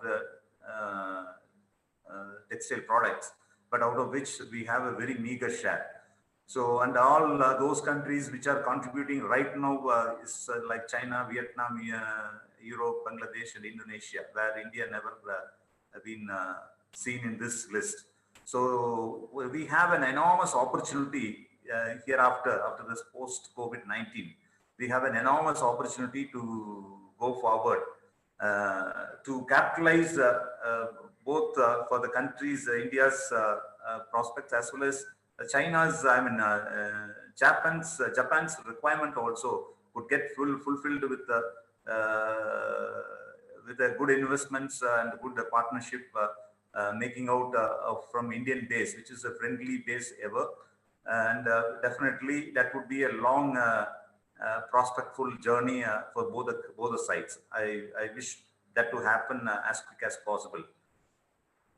Even after this CEPA, the Comprehensive Economic Partnership is in place, because since 2011 we entered into this agreement, and even then we couldn't see any surge in the exports from India towards Japan, or imports into Japan from India. So this is the area where we need to concern, we are concerned with, and we have to work to enliven up to the present requirement, because this post-COVID-19 has thrown opportunity for both the sides, for the Indian side as well as for the Japanese side.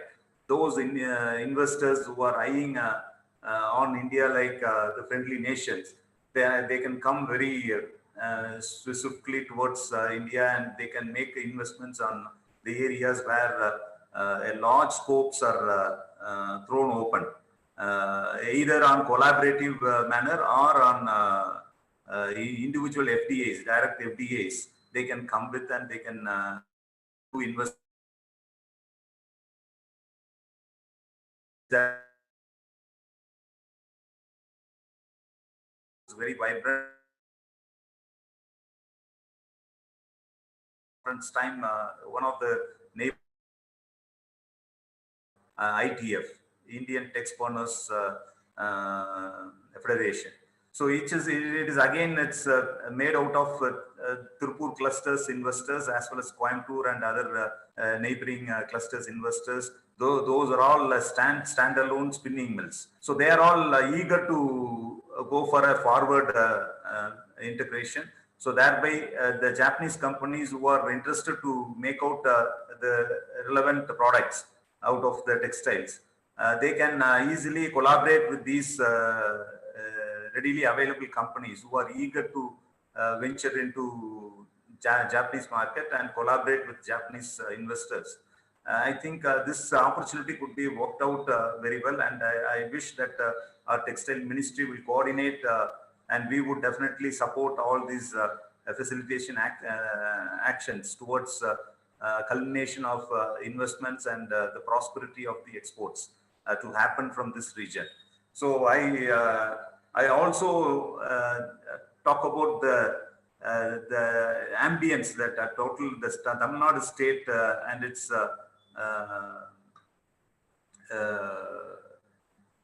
it's just the present investment friendly atmosphere what this Tamil Nadu state has provided, because I have in constant touch with both the Tamil Nadu officials as well as the Government of India officials regarding this plug and play model to be developed to promote more investments into this textile arena. And our Tamil Nadu government officials are very much eager to bring out this facility for the foreign investors as well as the local investors. And even the Government of India, as it has already narrated in their presentation, that textile mega parks, 10 mega parks are into consideration right now, and definitely 1 or 2 mega parks from the government of India's investment side is going to happen in Tamil Nadu, I wish. And Tamil Nadu government on its own is also ready to collaborate with the government of India to bring out this kind of plug and play facilities for make the FDI, I mean the foreign direct investors to make a quick decision and bring into action. So in this manner, I wish that more Japanese investors can be invited, and we can have more conversations and more Zoom interactions, how to go forward from this level. And I think the officials were going to narrate about the readiness of the Tamil Nadu government and even the other state governments. I think that will pour more light on these angles where the quick investments could be trapped. So I wish these things to be enriched. And the one more interesting area where we have all to put our efforts together is promoting the technical textile arena. So the technical textile is a very need of the hour for the entire globe, and this region is very capable to immediately get into the technical textile manufacturing activities. Once the investor with any of their expertise, if they bring on to this land, because India is blessed with a huge population, that means a huge manpower support. So this could be collectively utilized to promote the mutual interest to all the stakeholders equally. So I wish that the Japanese investors with this technical textile arenas, arena could be very much its potential to tap as much as possible the benefits for all the stakeholders. And this is an one area I can reassure that this region, this Tamil Nadu region, is very friendly, and it is it has an investors climate, supportive climate, which would promote all the stakeholders' interest very much. Thank you for giving me this opportunity.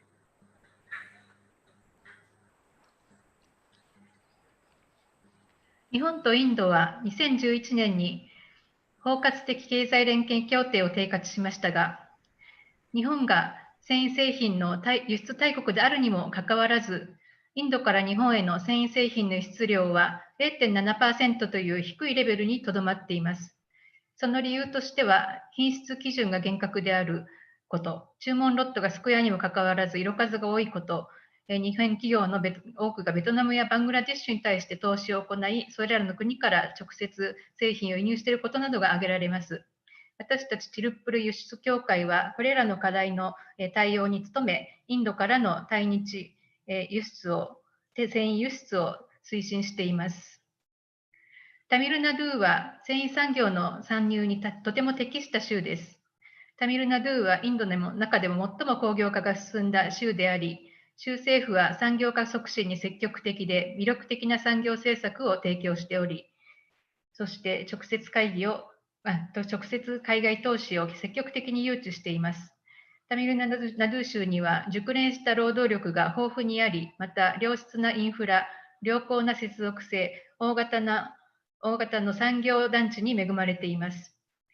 タミルナドゥ州はインド国内で生産される製紙、糸、製品の 46%、ニットウェア生産の 50% を担っています。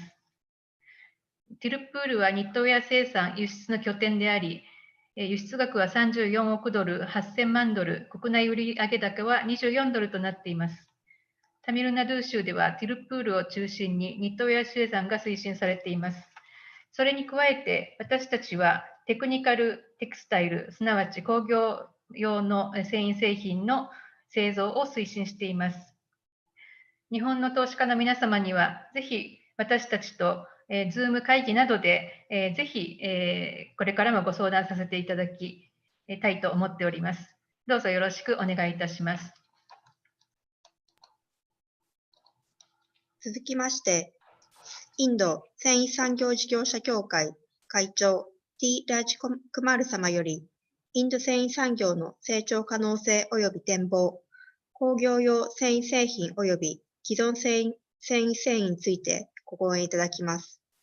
Next, I would like to invite Mr. T. Rajkumar, Chairman, Confederation of India Textile Industry, to give a speech presentation on future growth opportunities and the way forward to textile sector, technical textile and conventional textiles. Thank you. Excellency Ambassador of India, respected Principal Secretaries of Industries of the states of Tamil Nadu, Gujarat, Punjab and Odisha, respected Joint Secretaries in the Ministry of Textiles, distinguished guests from Japan, textile industry, ladies and gentlemen. I'm extremely grateful for this opportunity for the Confederation of Indian Textile Industry, CITI, which is the apex body of the entire textile value chain in India. Friends, Indian textile and apparel sector is one of the oldest and traditional sectors and dates back several centuries. The sector assumes national importance to its economy as it contributes 5% to Indian GDP and 15% to the foreign exchange earnings and stands as the highest employment providing industrial sector by giving employment to more than 110 million people, next only to agriculture, the largest employer industry in our country, including the poor and particularly the women. Under the guidance of our Honorable Prime Minister, Sri Narendra Modi ji, and Honorable Union Minister of Textiles, beloved Srimati Smriti Zubin Irani ji, India and the Ministry of Textiles is determined to reach a market size of US $350 billion by 2025, and the Government of India and the industry stakeholders are working day and night in collaboration with each other to make it a reality. Keeping in mind India's rich heritage, abundant raw materials, presence of entire textile value chain and skilled workforce, and the currently prevailing global trade situation, it's a win-win situation for both India and Japan to foster the economic ties in textile and apparel sector.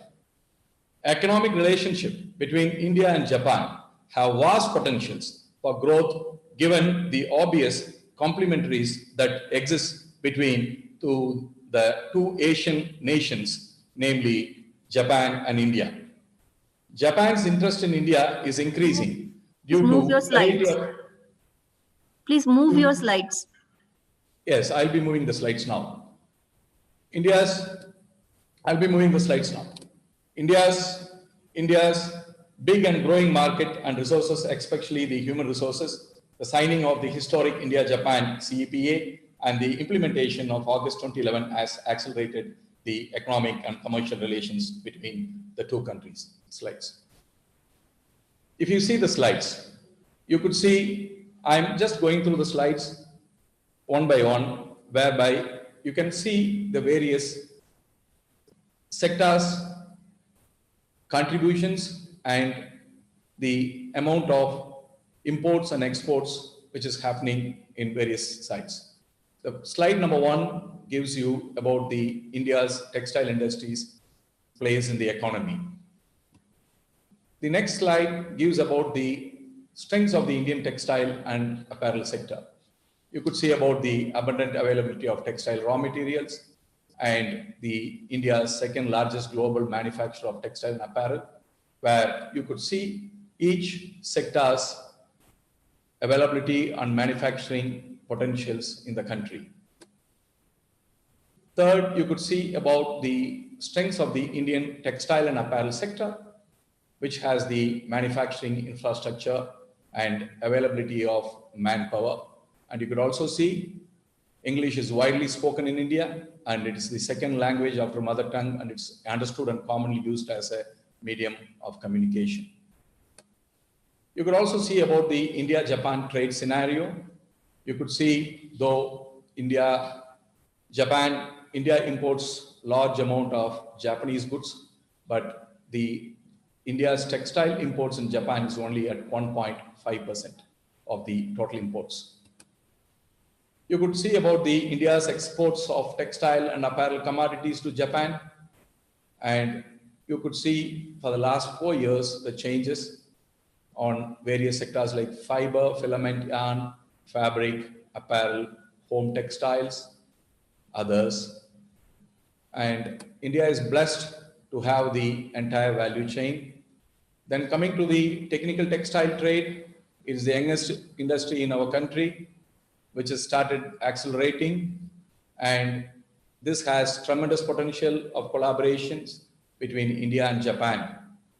And you could also see India will be purchasing 18 bullet train sets from Japan at a total cost of 7,800 crores.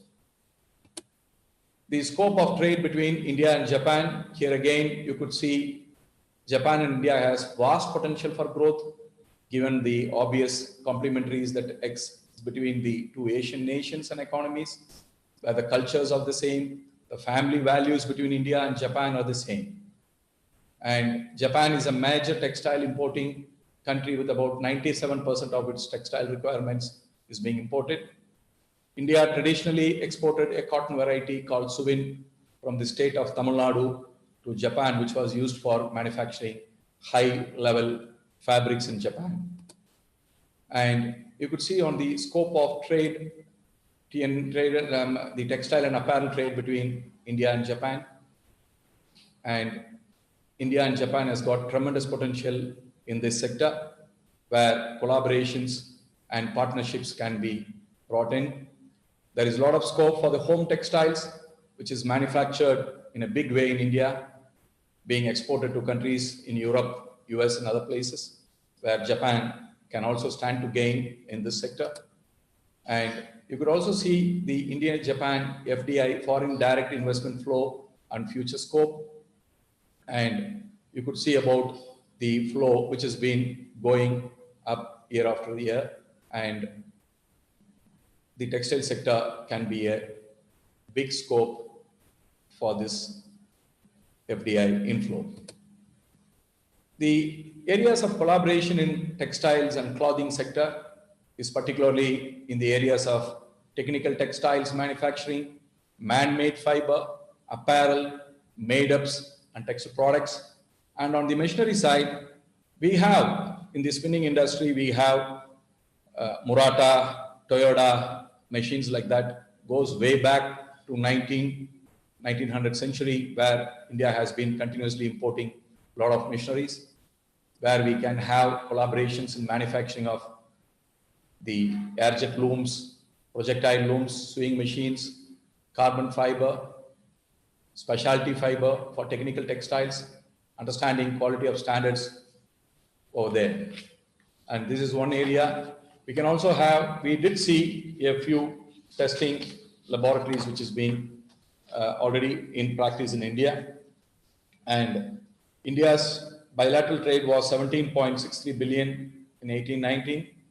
India exported textile worth 40.43 billion to Japan, imported textile worth 0.14 billion during the same period. And Japan and India can complement each other with the textile requirements from the world, and technical textiles is another area.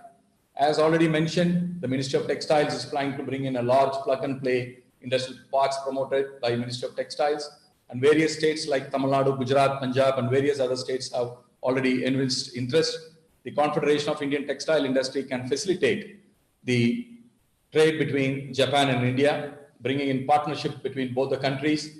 And Japan is the fourth largest investor in India, and India and Japan is a 33 billion cumulative FDI inflow into India between 2000 to 2020, 7% of the FDI. India and Japan can also collaborate in the areas of textiles and garmenting machinery manufacturing, man-made fiber, and can upgradation of quality standards of Indian textile products, setting up of textile labs, technical and business alliance. Friends, this is a very, very good time for Japan to enter India, have big collaborations, and thereby it could be a win-win facility for both Japan and India. Thank you. インドで繊維アパレル産業は最も古く伝統的な産業の一つであり、インドで2番目に規模の大きい産業です。繊維アパレル産業はインドの GDP の 5% を占め、貧困層や非識字層、女性を含む1億1000万人以上に雇用を提供しています。インドは2025年までに3500億ドルの繊維産業の市場規模を実現することを目指しています。インドの繊維アパレル産業の生産、製造、インフラ、労働力の詳細、因地貿易の詳細についてはスライドをご覧ください。日本は繊維製品の多くを世界から輸入しており、工業向け繊維製品は日本とインドのさらなる連携が期待できる分野です。日本とインドは繊維、医療品に関連する機械の製造、工業向け繊維製品、人工繊維、メイドアップアイテム、アパレル、またインドの繊維製品の品質向上、テストセンターの設立、技術、業務提携等の分野でも協力することができます。今、日本の企業がインドに参入するにはとてもタイミングのいい時期だと思います。私たちは共に協力してウィンウィンの関係を作っていくことができると思います。以上です。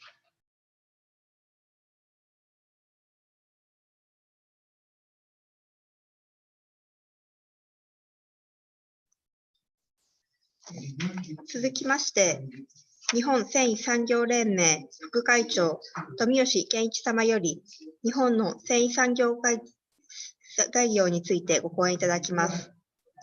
富吉様、よろしくお願いいたします。はい、それでは日本繊維産業連盟副会長の富吉でございます。今日は日本の繊維産業の現状と課題という形で、現状、それから日本の繊維産業の方向性という視点で簡単にプレゼンテーションさせていただきます。まず、日本の繊維産業の現状でございます。日本の繊維産業、第二次世界大戦前後、特に日本の高度成長期を支える輸出産業でございましたけれどもですね、1985年のプラザ合意で、その輸出産業としての役割を終えました。が、日本の繊維産業のピークは1991年、プラザ合意から約6年後、いわゆるバブル経済の時でございました。その後、バブル経済の崩壊と同時に、急速に縮小をしてきております。で、ただ、その縮小でございますけど、2010年にその縮小も止まりまして、現在はずっと横ばいで推移をしてきております。一方で、これは出荷額でございますけども、従業員数、あるいは事業所数は、従業員数で見ると1960年代、事業所数で見ると1970年代がピークでございますので、実はその時期から、生産のピーク、1991年までの間は、1事業所あたり、あるいは1従業員あたりの生産性がどんどん伸びていたという状況でございます。ただ、バブルの崩壊と同時に、生産も従業員数も事業所数も急速に縮小をしてきているという状況でございます。こういう中で、一方、日本の市場を見ますと、繊維消費量はここ20年、ほぼ横ばい。生産が縮小する中で、消費がほぼ横ばいということでございまして、この差はまさに輸入が埋めたということでございます。これが日本の繊維貿易のデータでございますけど、1985年のプラザ合意後の急速な円高で、それまでの輸出型産業から内需型産業、輸入型産業に切り替わってきております。で、特に衣料品の輸入が急拡大をしておりまして、これ日本における衣料品の輸入浸透率でございますけれども、25年前は半分だったのが今は 98% ということになっております。これが日本の繊維産業の現状でございます。じゃあこれに基づきまして、じゃあ日本の繊維産業どういう方向に向かうべきかという点でございますけどもですね、これは今年の1月に日本繊維産業連盟は、繊維産業は成長産業であるとして、再び拡大する方向を示す、提言2030というのを取りまとめました。その内容を踏まえまして、個人的な思い、それから今インド、日本両国でも問題になっておりますコロナウイルス対応ということで、繊維産業が向かうべき方向性を今日は3つご指摘をしたいと思います。第1がですね、医療品以外の分野でございます。これ今、グラフでは日本の用途別繊維消費量を示しておりますけれども、すでに日本の繊維消費量、医療品が半分を切っておりまして、これどんどん比率が下がっております。今回のコロナ対応でもですね、医療用のマスク、あるいはサージカルガウンといった医療機関向けの需要が非常に増えておりますが、そういった方向に転化していくということも一つの方向性だと思います。で、2番目の方向性がですね、海外市場への展開です。提言2030の中で繊維産業が成長産業だとしたのは、このグラフにでも分かりますように、世界の繊維消費量が急速に伸びているからでございます。で、特にアジアの伸び率が高いということがございます。で、日本はアジアの一つの一角を占めておりますので、このアジアの市場が伸びるということは日本にとっても大きなメリットと言えると思います。じゃあ、その繊維の中でもどういうところを中心に伸ばしていくかというのはですね、日本の貿易データ、これは最初は量で見たときの輸出入、次が額で見たときの輸出入、この2つのグラフを見ると分かるんですけど、日本の繊維製品で輸出競争力があるのは、産業資材、それから生地、布地ですね、こういった原材料系に加えて、実はもう輸入品に席巻されている医療品も非常に価格競争力があります。これは医療品の輸出入単価でございますけど、輸入品の単価はここ20年横ばいなんですけども、輸出品の単価は急速に上がっているということでございます。これ欧米のトップブランドからの受注が増えているということで、こういうことになっているんですけども、労働集約型と言われている縫製品であってもですね、高付加価値の品である国際競争力が高いということは言えると思います。から3つ目がですね、IoT 技術の活用でございます。IoT 技術を活用した e コマース。今、コロナウイルス感染予防対策で外出自粛、それから営業自粛が続いておりまして、消費が大幅に減少し、売上も大幅に減っている状況でございますけど、e コマースだけは例外で売上が伸びております。これはファッション性の高い製品も同様でございまして、さらに e コマースを活用しますと、注文生産、自分だけのオリジナル商品を作るということも比較的簡単にできるということでございまして、まさにこの IoT 技術を活用した e コマースの方向性をe コマースの市場をどう捕まえていくかということが日本の繊維産業にとって非常に重要だと思います。最後に、繊維分野における日本とインドの関係をちょっと日本側からどう見えているかというのをデータに基づいてご説明をしたいと思います。これ日本からの最初のグラフが輸出でございますけれども、もう圧倒的に東アジア、中国、韓国、台湾が中心で、その次に来るのがASEAN でございます。日本の繊維製品輸入についても同様で、中国を含む東アジアが圧倒的で、最近はその中国からの輸入が比率が落ちている分、ASEAN が急速に伸びているという状況でございます。だから東アジア、ASEAN で、その次に来るのが南アジア。で、残念ながら今、インドとの輸出入っていうのは、輸出も輸入も横ばいでございまして、今はバングラデシュからの輸入が急速に増えているというのが現状でございます。ただ、先ほど申し上げました通り、日本から見たときに、日本は素材輸出が非常に強いということでございまして、圧倒的な人口、それから経済成長を誇るインドというのは将来性のある有望な市場だと思いますし、逆に生産拠点、日本が輸入する側から見ても、糸からアパレルまでフルセットで生産のできる数少ない国がインドでございますので、生産拠点としての魅力もあると思います。今日のプレゼンにもございましたけど、検査機関がインドに拠点を置いているっていうのは、まさに日本市場へのインドから見た場合、輸出をバックアップする、そういう意味があると思いますのでです。そういう意味で、生産拠点として、それから市場として両方魅力があるというのがインドだと思います。私からのプレゼンテーションは以上でございます。ご清聴ありがとうございます。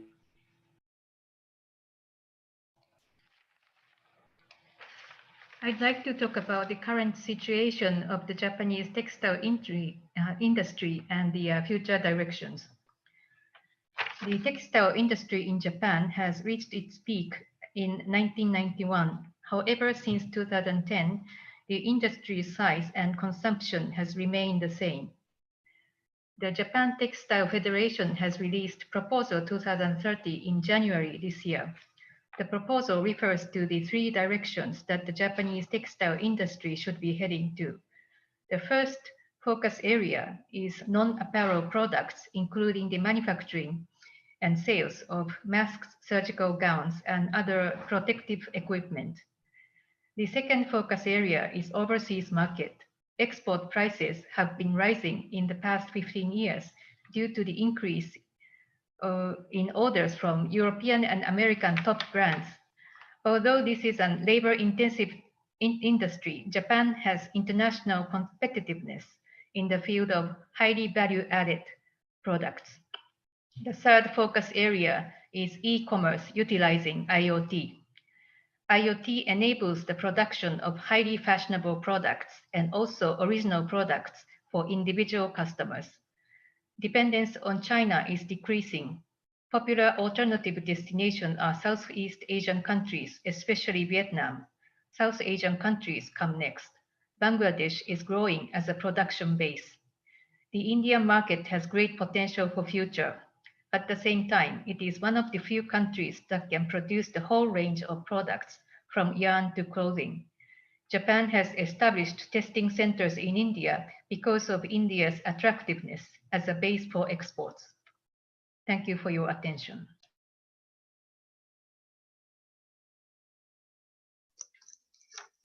Next, I would like to invite Mr. M.K. Das, Principal Secretary, Industry, Gujarat State, to give the presentation on investment opportunities in Gujarat. Good afternoon to all. I thank you for this opportunity. I am Dr. Rahul Gupta, the Industries Commissioner of Gujarat.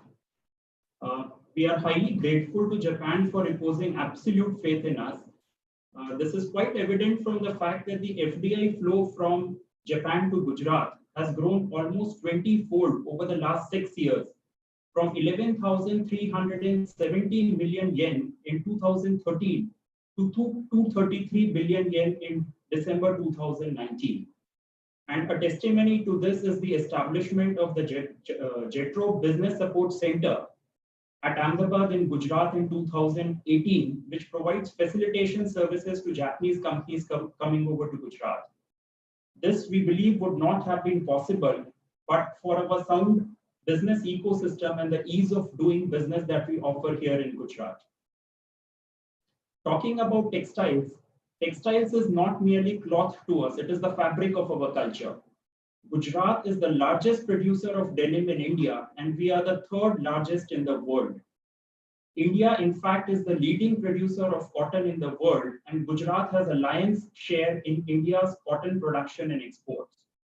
With 35% of India's cotton production and about 60% of India's cotton export share, we still are the second largest manufacturer of cotton fabric in India. This goes on to show that there is a lot of untapped potential for value addition in Gujarat. Going further, Gujarat is the leading textile machinery manufacturer with 90% weaving machinery and 50% processing machinery in India being manufactured here in Gujarat. We strongly believe that there is a lot of potential for Japanese companies to explore opportunities for technological advancement in the textile machine manufacturing sector.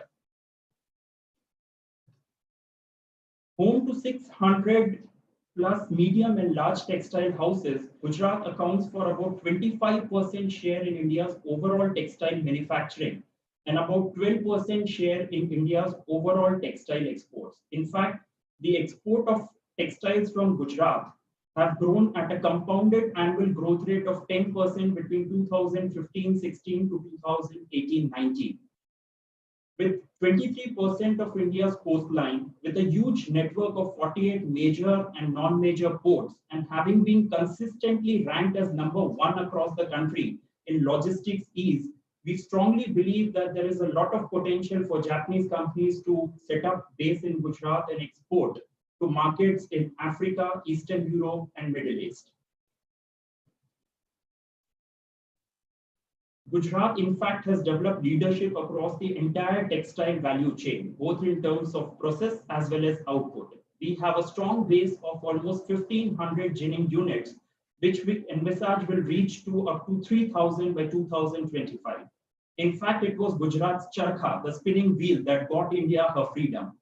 Surat, a city in Gujarat, produces 30 million meters of raw fabric and 25 million meters of processed fabric on a daily basis. We are home to Asia's largest manufacturer of corduroy fabrics.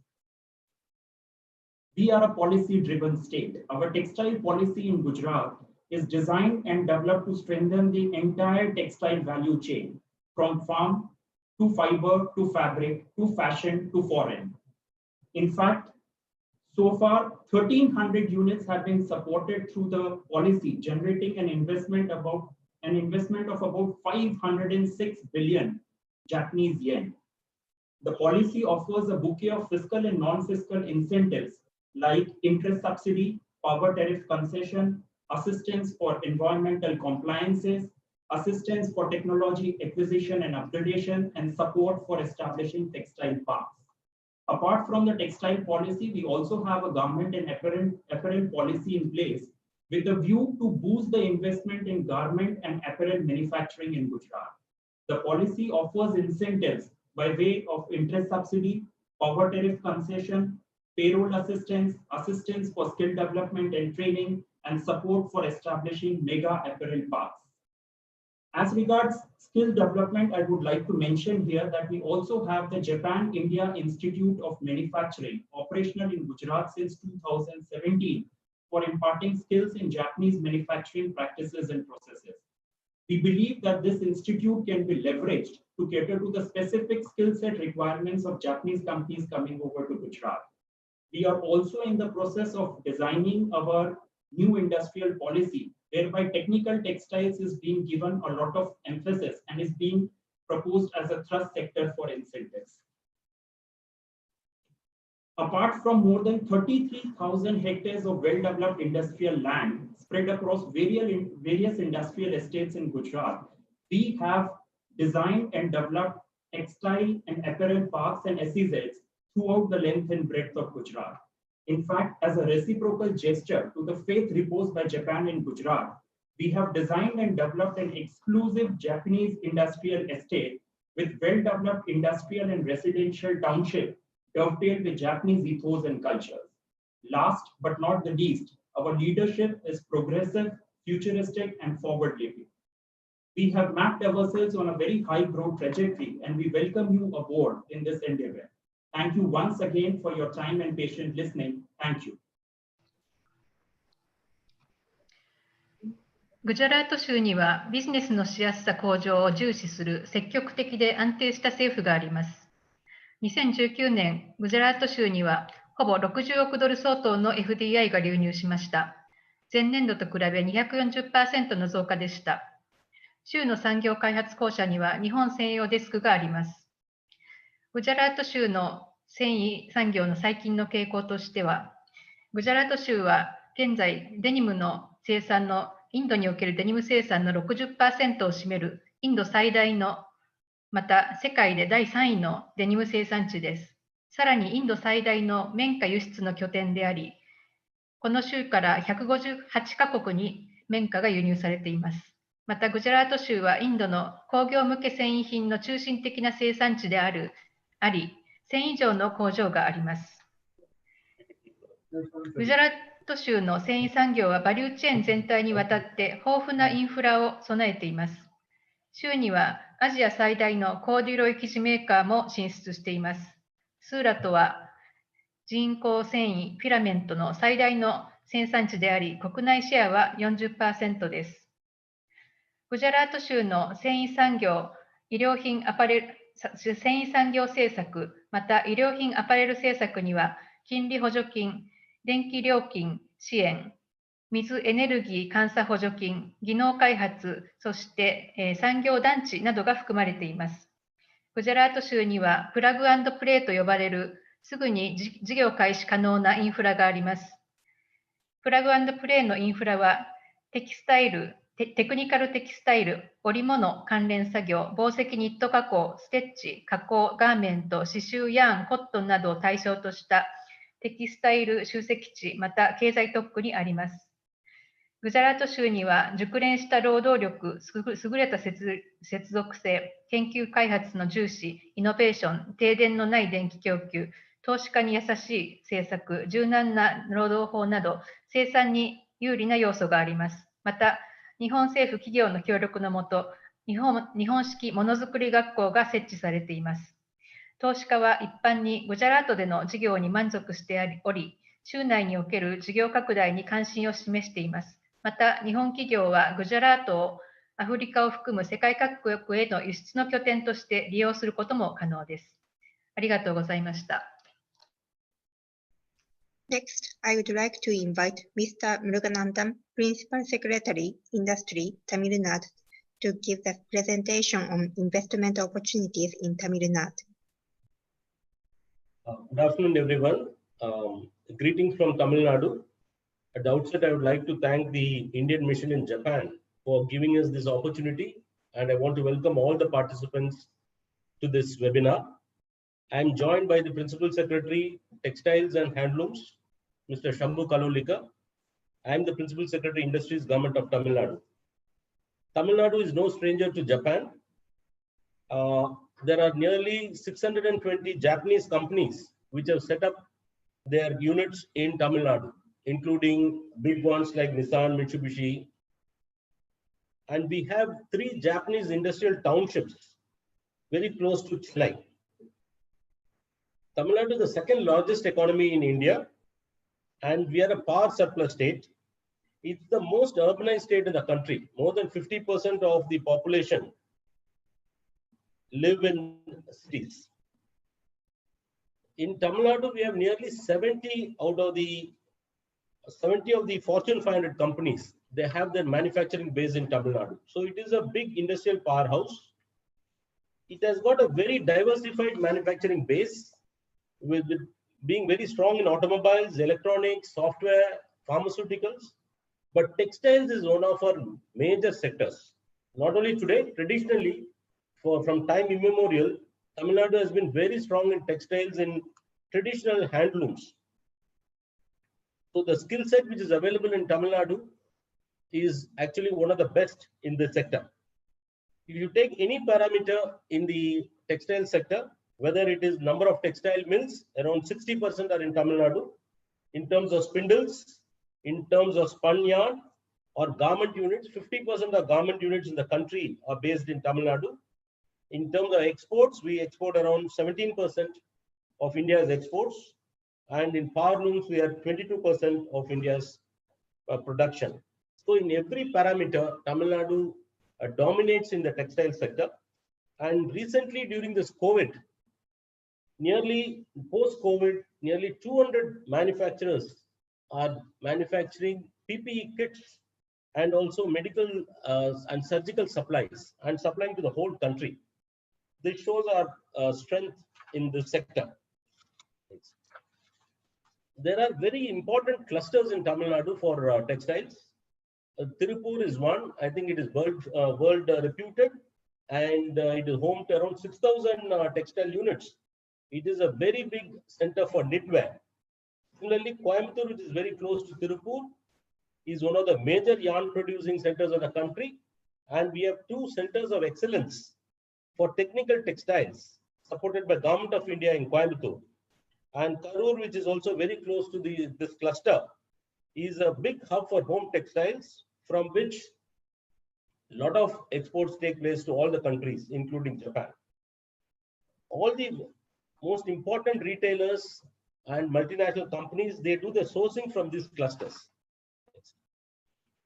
We have a full end-to-end ecosystem for textiles in Tamil Nadu. I would like to highlight the R&D and educational centers which are there in Tamil Nadu. We have the CITRA and the Central Institute for Cotton Research. We have the NIFT. We have the Sardar Patel International School of Textiles and an Indian Institute of Handloom Technology. So all these centers, R&D centers and knowledge centers are based in Tamil Nadu. We have more than 12 textile parks, and now we are also planning two mega textile parks, one near Chennai at Manalur and one near Tiruppur, which is a very major port in the south of the state at Virudhunagar. We are going to develop these two mega textile parks in 1,000 acres of land, and we will be working with Government of India on these parks. As I mentioned, in terms of manpower, we have got best human resources and traditional skills. We are very, very strong in cotton-based and organic textiles in the state. In terms of investment opportunities, there are tremendous investment opportunities in all the subsectors of the textile sector, including textile machinery, because we are very strong in, as mentioned, in light engineering and in manufacturing. And technical textiles actually provides a very good niche area for investment in the state. Next. In terms of incentives, apart from the excellent ecosystem which is available in the state, the Tamil Nadu government provides very attractive incentive package. We provide investment promotion subsidy. It can be in terms of the tax refunds or special capital subsidy is given. We provide training subsidy for the employees or a payroll subsidy. We give exemption on electricity duties and land allotment.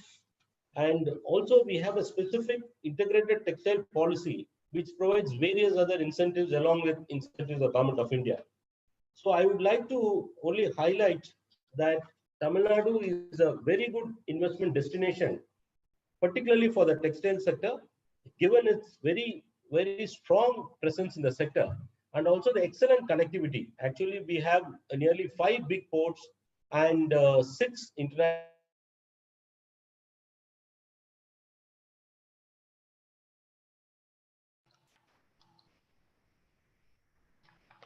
airports. It is very well connected to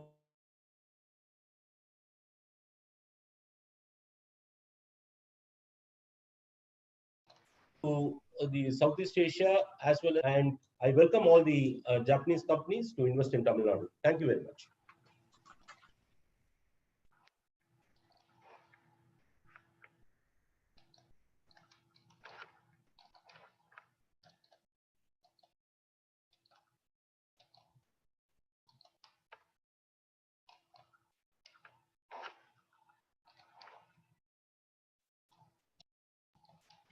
タミルナドゥ州はインドの州の中でも2番目の経済力を誇り、戦略的な位置にあります。そしてインド亜大陸における繊維産業のリーダーです。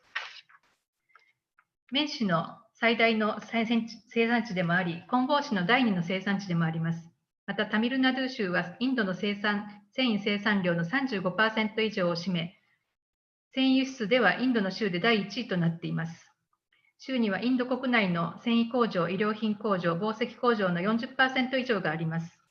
コインバトル、エロデ、ゴビチェダイ、パラーヤム、ペンデュライ、ティルプールはインドからの輸出の大部分を担っているタミルナドゥ州の主要な繊維産業集積地です。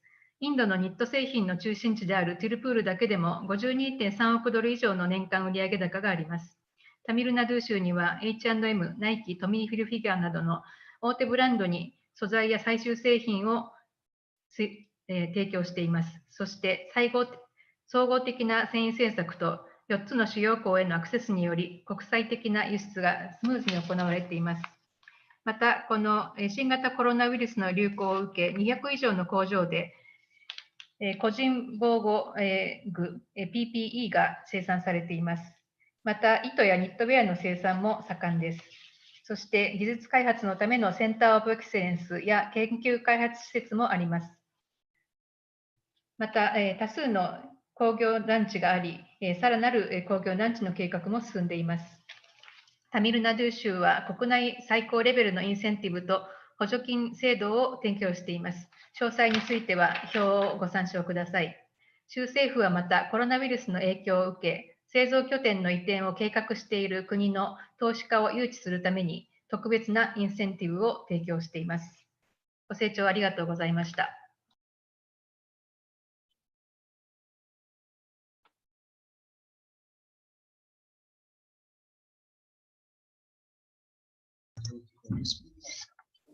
Presenters are requested to kindly follow the time limit of 5 minutes for the state presentations. Next, I would like to invite Mr. Hemant Sharma, Principal Secretary, Industry, Odisha State, to give the presentation on investment opportunities in Odisha. Thank you so much, Ms. Natsumi, for inviting me to make my presentation. Good afternoon, Japan. This is a brief presentation on behalf of the state of Odisha on the opportunities in textiles and apparel sector for Japanese companies in Odisha.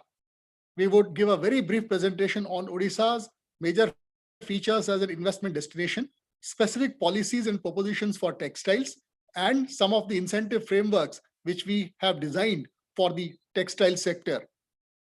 Odisha is a state on the eastern seaboard of India.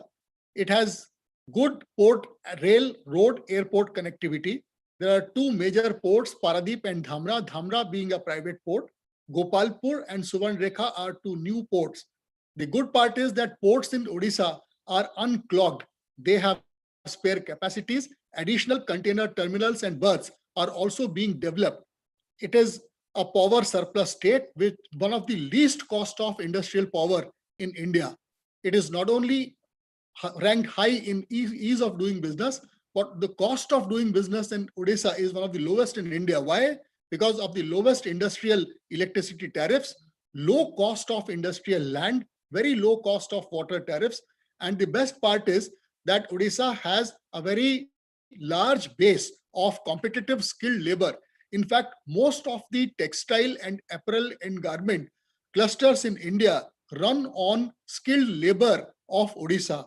Odisha's skilled labor is rated as the most disciplined and the most productive across all industrial clusters in India, whether it is Tamil Nadu or Gujarat or Punjab or Maharashtra. The single window facilitation services, which goes by the name of Go Swift, it is the first of its kind in India, which is from end to end, selecting the sector, selecting the site, as well as going to the final details of all your incentive administration is done through the single window facilitation service. It has been rated as one of the best initiatives of ease of doing business in India by Government of India. Now coming to the specific value proposition for textiles and apparel sector. As I mentioned, abundant availability of skilled workers, dedicated authority for skill development specifically for industries, and one of the lowest electricity tariffs, as well as a very good base for cotton cultivation, including the long staple cotton, makes Odisha one of the favorite destinations. In fact, we have been able to attract, though we are a late starter in textiles and garments, we have been able to attract the most well-known names which are presented here on the screen for you to see, who have already set up their large facilities, employing thousands of people in and around Bhubaneswar. Today, we are presenting to the Japanese audience two specific infrastructure opportunities which are already operational. The first one is the Technical Textiles Park at Bhadrak, which is served by the Dhamra port. It is more than 100 acres of well-developed facility. Indian Oil Corporation is the anchor tenant who have set up a very large polyester staple fiber, DTY, and fully drawn yarn FDY facility. It is it has factory door availability of connectivity, electricity, water, and skilled labor. There are facilities for housing of the labor, one of the best in its class.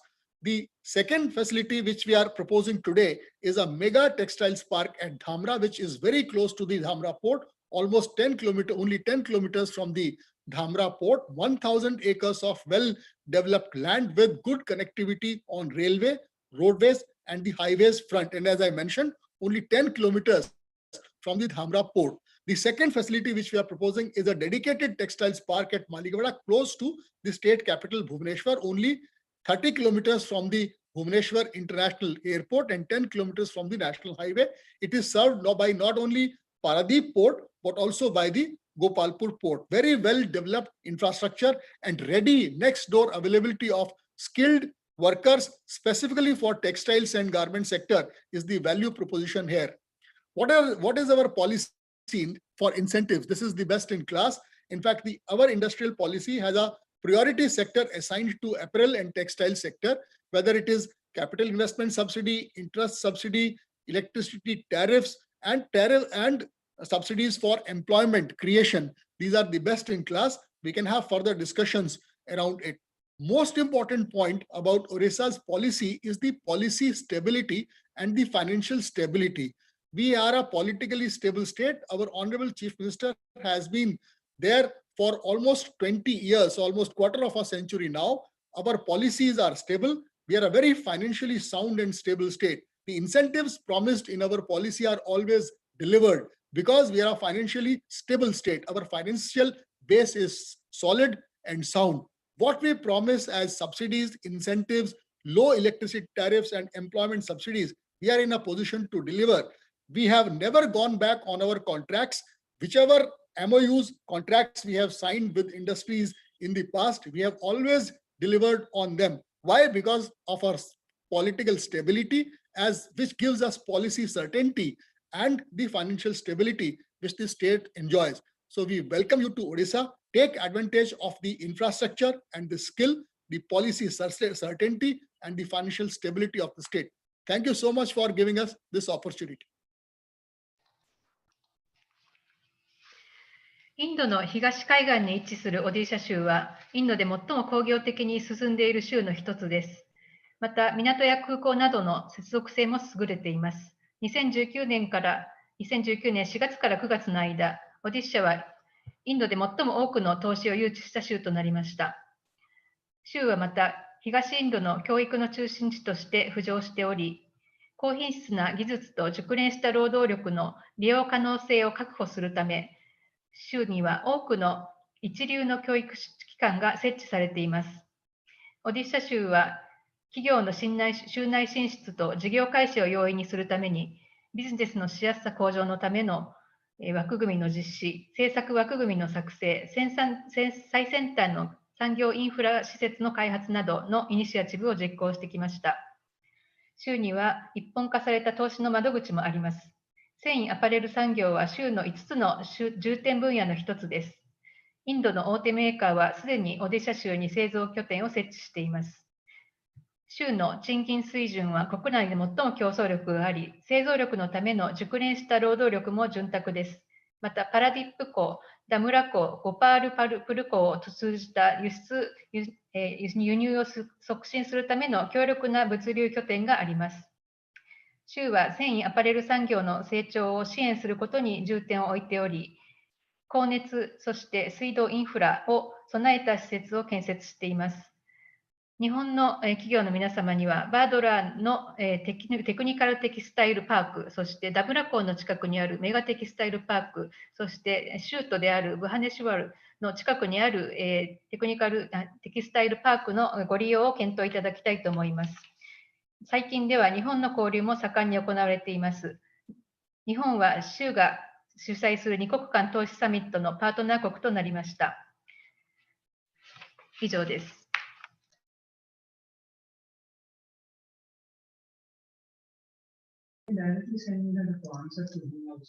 Next, I would like to invite Ms. Vini Mahajan, Additional Chief Secretary, Industry and Commerce, Punjab State, to give a presentation on investment opportunities in Punjab. Konbanwa. A very good afternoon to all participants from Japan and from India in this webinar.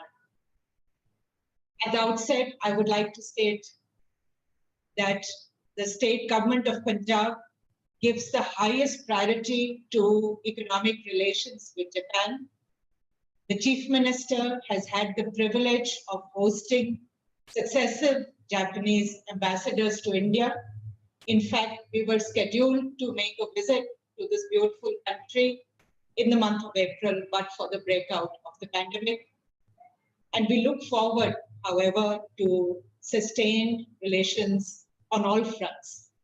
Today, we are discussing in particular the textile sector, but briefly, Punjab, located in the north of the country, provides gateway to the entire northern region.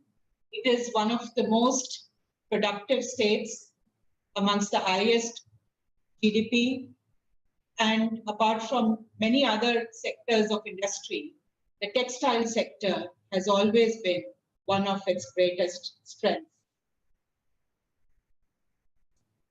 Punjab has a very robust ecosystem. We are perhaps the only state in this part which has a presence in the complete value chain. We grow cotton. There is ginning taking place, spinning, weaving and knitting, processing, and production of garments and apparels. Our main industrial city, Ludhiana, has been known for long as a textile hub, and it's a major exporter. The other main cities also have very strong and old connections and great strengths in the textile industry. We have been exporting of the order of 200 billion yen in a year. We have over 250,000 workers employed in the textile industry, including 18% women. In terms of some specific opportunities, I would like to point you to our very strong sports goods industry in Jalandhar, who are seeking opportunities for partnering with Japanese for technical collaborations and in any other manner. We are exporters of very high quality sports goods and sportswear, and we look forward to working further with the Japanese textile industry on this. We believe there is unlimited potential for technical textiles. Punjab has a very major refinery where the raw material requirements can be met from. The HMEL refinery has huge existing capacities and is also in the process of doubling its capacity. So we believe that there is opportunity for strong growth in technical textiles. At the beginning of this webinar, there was a mention of the challenges posed by the COVID pandemic and also the opportunities that it has thrown up. The people of Punjab are highly entrepreneurial, and they rose to the challenge of providing personal protective equipment to the health sector of the state and the country. We had no manufacturing of body gowns or PPEs in the state of Punjab until the middle of March. And now, in a short span of time, we have 125 approved manufacturers. This is the nature of the spirit of dynamism that you will find in Punjab. I may also add that our leading textile industry players have joined us on this webinar, and they are waiting eagerly for B2B consultation and for a dialogue on future opportunities. The state government, in recognition of the fact that Ludhiana needs to expand, the textile industry needs new areas for setting up expansion units, and we want other players, including and especially Japanese players, to come in. We have planned a state-of-the-art mega textile park on 1,000 acres, for which we have already got in touch with the Ministry of Textiles, and we hope to take this further very quickly. This site has excellent connectivity on the national highway with its airport, inland container depot, railway line. So this, we hope, will become a very significant textile hub in the entire northern India. The government is conscious of the need to provide fiscal as well as non-fiscal incentives to attract industry. We have come up with a very handsome policy in 2017, and under that policy, there are unmatched incentives that we will be happy to discuss further as the interest develops. But we also believe that it is imperative that we welcome industry with the ease of doing business here. In this office in West Punjab, I am joined by the CEO and by other colleagues. It is the business of this department and all of the government of Punjab to ensure that there is hassle-free entry. We work with the potential investor from the stage where they evince initial interest all the way to the project coming into commercial production and beyond. Make sure that at no stage does our partner face any difficulty in establishing their business in the state of Punjab. We already have a good Japanese footprint. There are some very good names that are already here, but we are hungry for more. We look forward to having a much stronger partnership with Japanese companies. When His Excellency Suzuki-san came to the summit that the state government organized late last year, December of 2019, we were very pleased with the interest that various Japanese companies and organizations showed. We are honored that our industry partners who have spent long years in Punjab are so pleased with their presence here that they are welcoming others also to come in.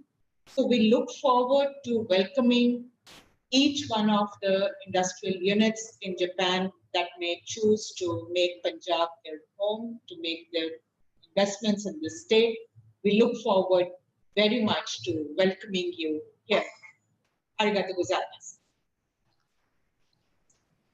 本来ならば4月にパンジャブシェーフとして投資促進活動のために来日する予定でしたが、コロナのために延期になりました。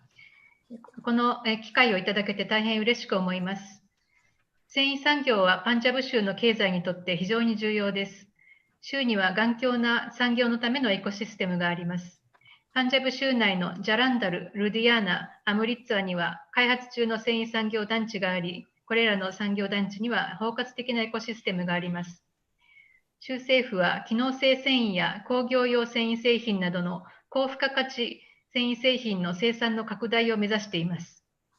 州政府は北インドの繊維産業の主要拠点であるルディアーナに1000エーカーの超大型テキスタイルパークを開発しています。グローバルなブランドにも機能的なエコシステムを利用し、世界水準の製造を行い利益を得ていただけると思います。産業をさらに支援するため、テキスタイルパークには共同排水処理場や研究開発センターなどの共有施設が設置される予定です。今日特にお勧めしたい投資分野はスポーツ用品です。パンジャブ州はインドを代表するスポーツ用品の主要生産地であります。中でもジャランダル地区はパンジャブ州のスポーツ用品輸出の 35% を占めており、国内、海外への顧客のスポーツ用品の供給も増加しています。スポーツアパレルや輸出品はグローバルブランドにとってパンジャブ州の企業と連携する大きな機会を提供しています。繊維産業は2017年に制定されたパンジャブ州の産業事業開発政策でも重要分野に指定されており、新規事業や既存事業の拡大を計画する企業のための魅力的な優遇策が設けられています。2019年12月に鈴木大使が州に見えましたが、その際に多くの日本企業や組織に投資への関心を示していただきました。皆様のご参入も歓迎いたします。ありがとうございました。Lastly, I would like to invite Ms. Mona Kandar, Minister, Economic and Commerce, Embassy of India, Tokyo, to give the presentation on COVID-19 way forward and closing remarks. Thank you. Namaste, Konnichiwa, His Excellency, esteemed panelists and delegates. Textile is a very important sector in India. We saw employing more than 45 million people directly, contributing 5% to GDP and earning 13% export revenue with an entire value chain spread almost across the country. Government of India has laid specific emphasis on 10 big integrated textile parks with one-stop plug-and-play facilities in more than 1,000 acres of land by setting up either special purpose vehicle with state government or having a master developer or a hybrid model.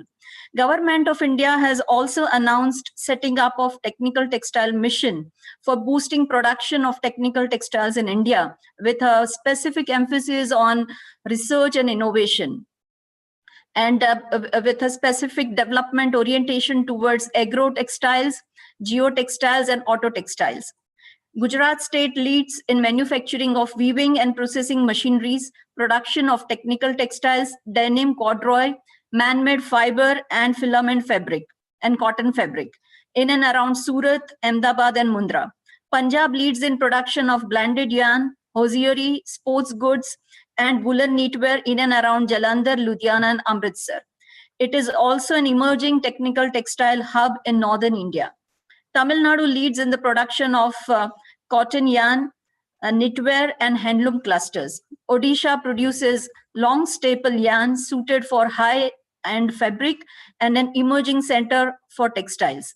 All 4 states have attractive incentive policies and plug-and-play facilities in existing and upcoming textile parks.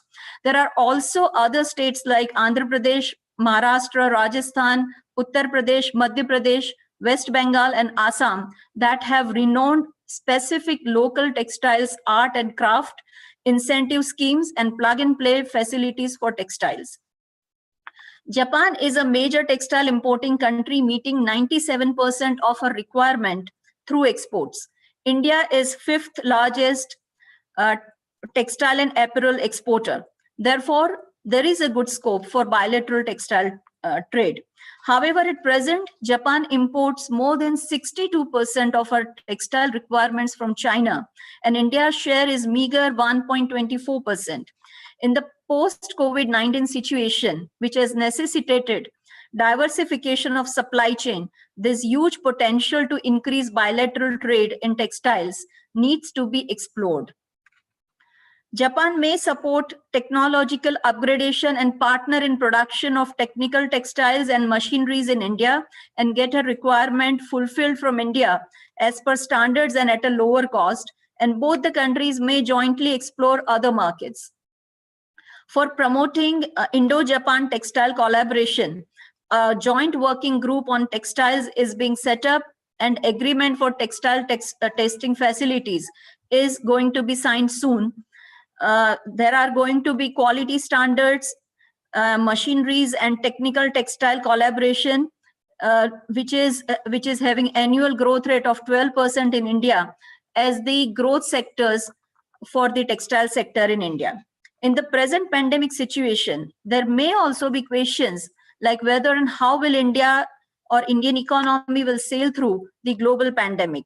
However, a quick glance at Indian economy would prove its resilience and robustness, as it has weathered all economic crises with flying colors, be it balance of payment crisis in 1991, or Asian crisis in 1997, or global meltdown in 2008.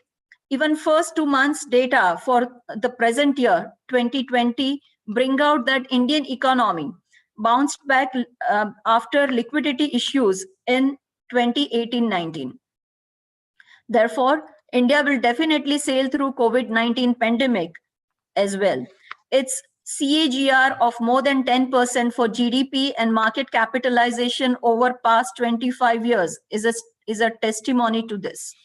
Indian growth story has been a mix of big bang reforms like goods and service tax, insolvency and bankruptcy code, and economic stimulus. Process of economic recovery post-COVID-19 has already begun with a series of measures announced since mid-May by Government of India and various state governments as self-reliant Bharat stimulus package of about rupees 21 trillion, which is 10% of GDP. It includes payment deferral, lowering rates of taxes, revising performance criteria for firms to take care of their balance sheet, funding of MSMEs and companies, financial support to targeted households, and social security benefits.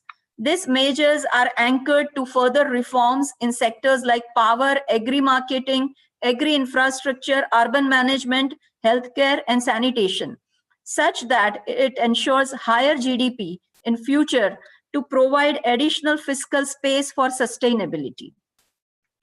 Agri reforms like allowing contract farming, removal of regulatory restrictions for interstate sale and trade, removing agricultural products from essential commodities list will further boost production of cotton and other natural fiber.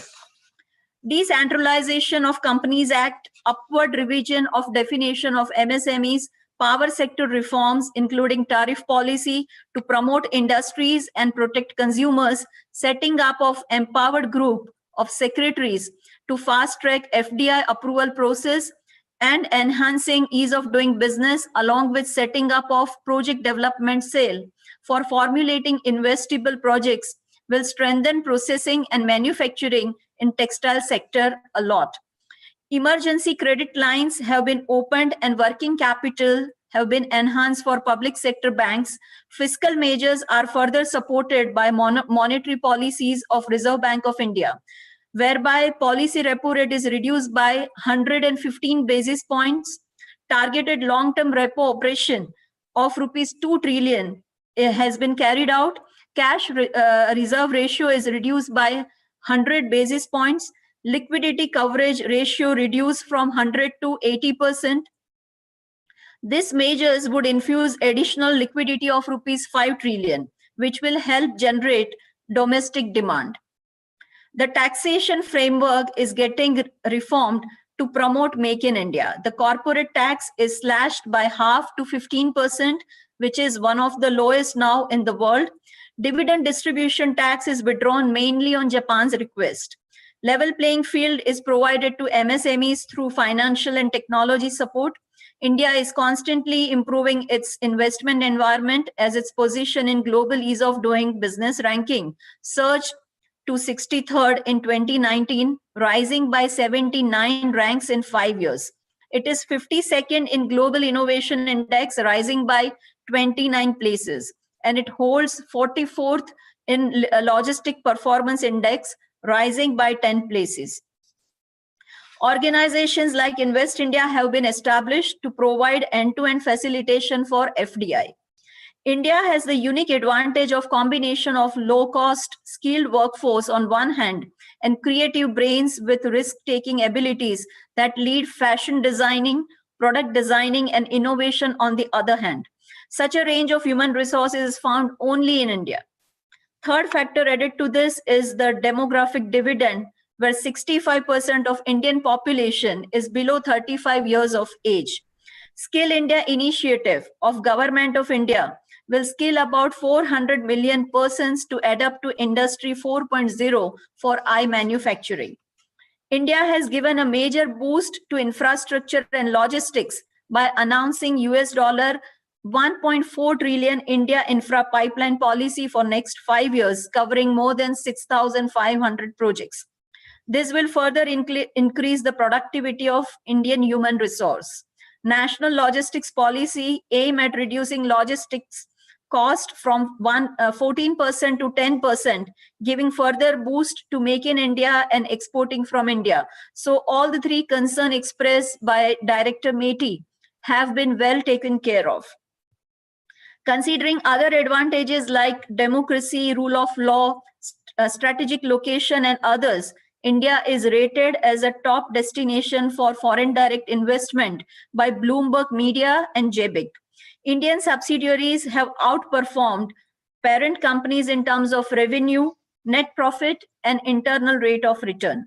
Indo-Japan friendship has led to Japan-specific facilitation as well, like specially built Japan Industrial Township, Japan-India Institute for Manufacturing for sector-specific skilling of Indian workers, sector-specific bilateral dialogues, Indo-Japan Industrial Competitiveness Forum, Official Development Assistance Program by JICA.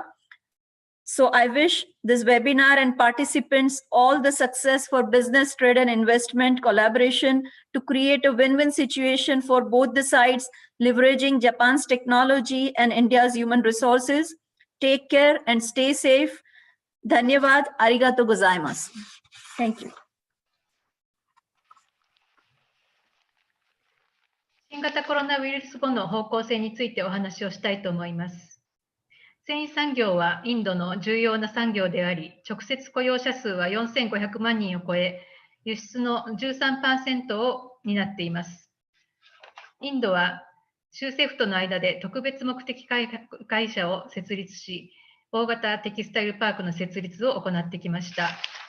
今日も各州からそれぞれが独自の強みを持つ製品についての説明がありましたが、例えばアンドラプラデッシュ、マハラシュトラ、ラジャスタン、アッサムなどの他の独自の強みを持つ繊維産業の集積している州も別にもあります。そして日本は繊維製品の大部分を輸入で賄っているため、そしてインドは繊維アパレル輸出国としては世界が第5位の位置にあるため、インドが日本での占有率を上げる余地は大いにまだあるとされています。そして今、コロナウイルス後の状況では、サプライチェーンの多様化が必要とされています。日印間の繊維製品の協力を促進するため、政府間の共同作業部会が設置され、まもなく繊維製品のテストセンターに関する協定が締結される予定となっています。新型コロナウイルスからの経済回復のプロセスは、ここ最近、インド政府が自立するインド刺激策として発表された1年の措置で始まっています。メイクインインディアのさらなる推進のため、税制改革も行われています。法人税は5割引き下げられて 15% となり、世界で最も低い水準となりました。そしてインドの世界でのビジネスのしやすさランキングも地位を急速に上げており、2年間で130位から2019年には63位に急上昇しています。そしてインドの世界イノベーション指数のランキングは52位、ロジスティックスパフォーマンス指数は44位となっています。インドは低コストで熟練した労働力とファッションデザイン、製品デザイン、イノベーションなどをリードする創造的な頭脳というユニークな利点を持っています。そして第3の利点は若い人口がもたらす人口ボーナスです。インフラと物流を強化するための1兆4億ドルの投資はインドの人材の生産性をさらに向上させるでしょう。国家物流政策によって物流コストが 14% から 10% に削減されると推測されています。インドと日本の友好関係は日本産業専用団地や日本式ものづくり学校のような日本に特化した促進策を生み出しています。日本とインドの企業は協力することによって日本のテクノロジー、そしてインドの人材を組み合わせてウィンウィンの関係を作っていくことができると思います。以上です。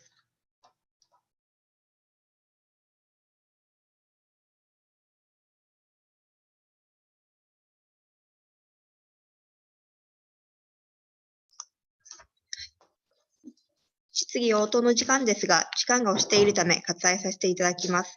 なお、いただいたご質問はパネリストより直接ご回答させていただきました。As we are running behind the schedule, all the questions received by the participants have been answered from panelists directly. 以上をもちまして、本日のウェブセミナーは終了とさせていただきます。ご登壇いただきましたパネリストの皆様、講演いただきました団体様、そしてご参加いただきました皆様、本日は誠にありがとうございました。Now we will conclude the webinar. We appreciate for the panelists, ministries, and organizations from India and Japan, and thank you very much for all the participants to share your time with us. Thank you.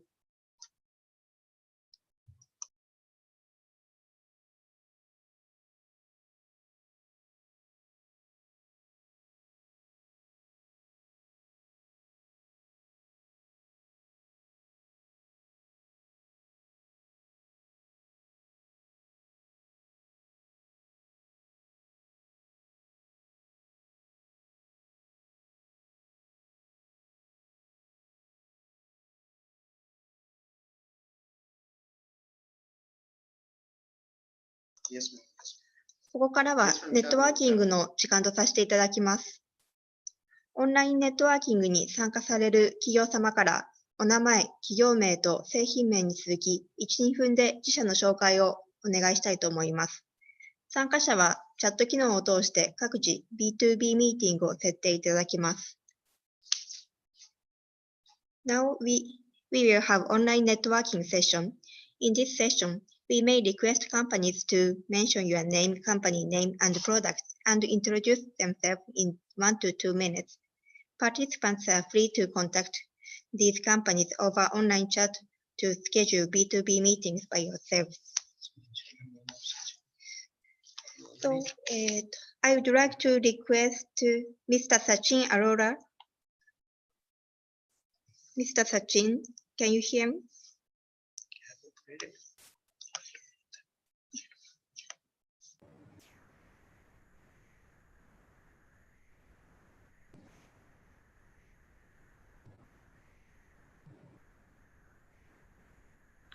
Mr. Sachin Arora,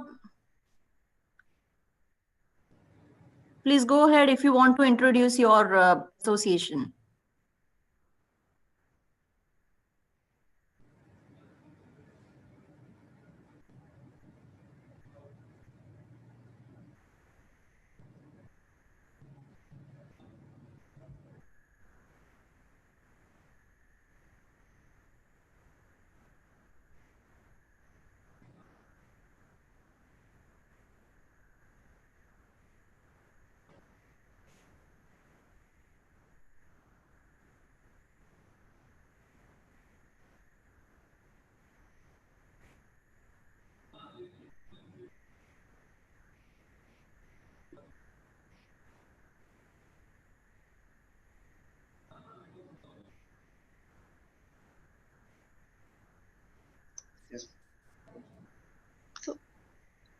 So I would like to request Mr. Manish Mahajan to introduce yourselves.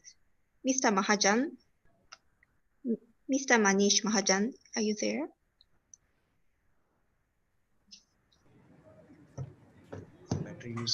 Hello everyone, myself is Manish Mahajan and my company name is SM Impacts. I am working as a buying agent for Japanese market for last 20 years and helping Japanese importer textile companies to source goods from India. Like my main market is home textile, and so I am helping them to source the goods from like Panipat, like carpets, rugs, and other goods, and from Jaipur like printed goods like bed sheets, cushions, and embroideries. Also is the main product in Jaipur, and also from Karur. Also, I am helping the Japanese companies to source goods from Karur at Dobby Fabric and Dobby made products.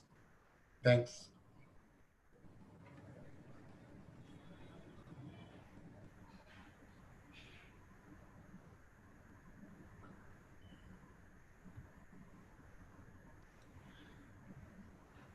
はじめまして、マニシと申しますが、インドで日本の生理関係のエージェント代表として働いています。インドから何かサンプルが欲しかったら、サンプルから製品までのに至るまでの管理をしています。日本から何かサンプルリクエストがあれば、それはインドで開発してもらって、それサンプルを送ってもらってるし、あと日本からの客もアテンドしています。そのサービスは全部インドでやってます。納期管理とか、あと品質管理とか、そのことも行ってます。よろしくお願いします。Thank you very much, sir. ただいまお見せしている、リストはオンラインネットワーキングに B2B ミーティングに関心を示していただいた企業のリストでございます。ご興味のある方は、直接コンタクトいただくか、もしくはインド大使館経済商務部まで、メールにてご連絡くださいませ。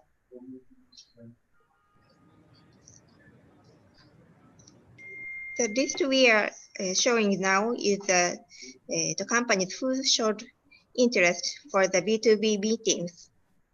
Please communicate to each other or contact to Embassy of India, Tokyo, for arranging the B2B meeting. Next, I would like to request Mr. Mandra Venkatram to introduce yourself. Yeah, hi. Good afternoon. I am Venkatram Chaudhary. I am representing NSL Textiles. I am managing director of this company. We are one of the largest integrated player in the country. We are a cotton. Our main product is in cotton. So we are right from farm to fashion. We have 2,75,000 spindles. We have around 635 looms, and we have 1,10,000 meters processing capacity per day. This is about NSL Textiles.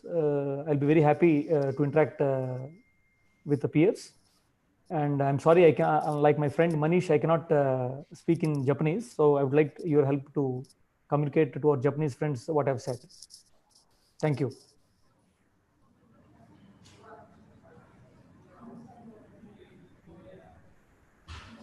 Thank you very much, sir. Next, I would like to request Mr. Gurudas Aras to introduce yourself. Hello. Yeah, my name is Gurudas Aras. I'm from AT Group. We are in the textile machinery manufacturing, and we are the one of the biggest textile machinery agency houses in India. We also manufacture textile machines in joint venture with some of the European manufacturers. In our pumps division, we represent many Japanese pump companies also. We are interested if there is any Japanese machinery manufacturer who is interested to get into manufacturing in India. Thank you very much.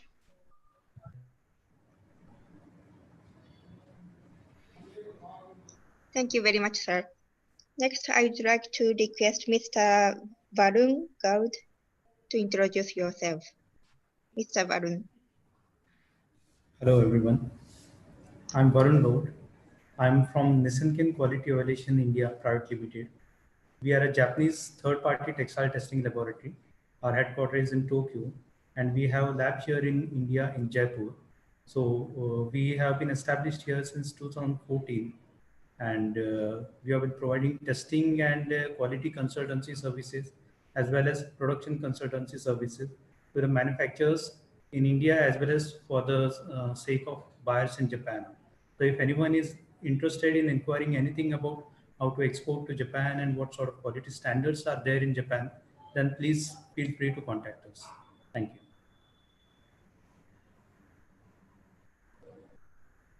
you. Thank you very much, sir. Is there anyone to introduce yourself?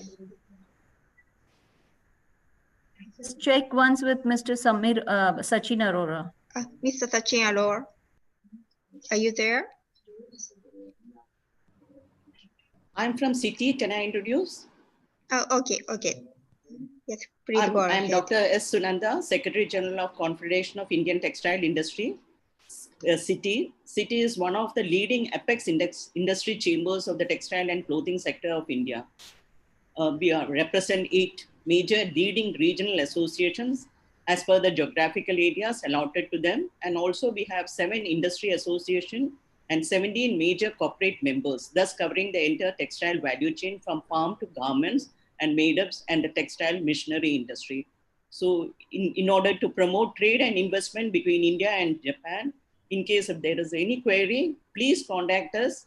My email ID is sg@cityindia.com. Thank you. Thank you, ma'am. Is there anyone who would like to introduce?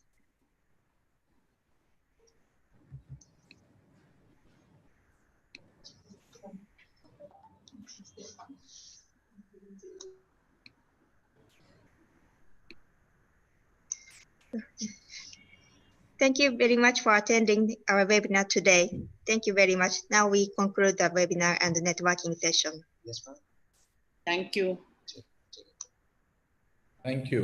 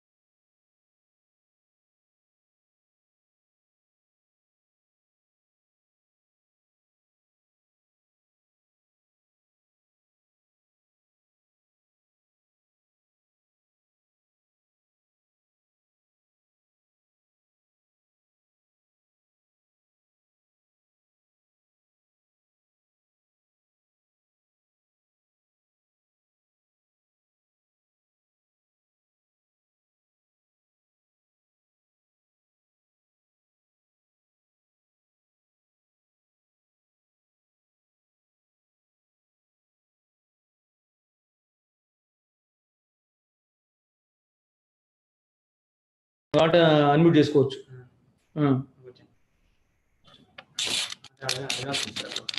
ఈ మొహం ఎన్ని already అయిపోయింది. Hello, is the session concluded? Hello? Hello? Hello? Hello, is the session concluded? Yeah.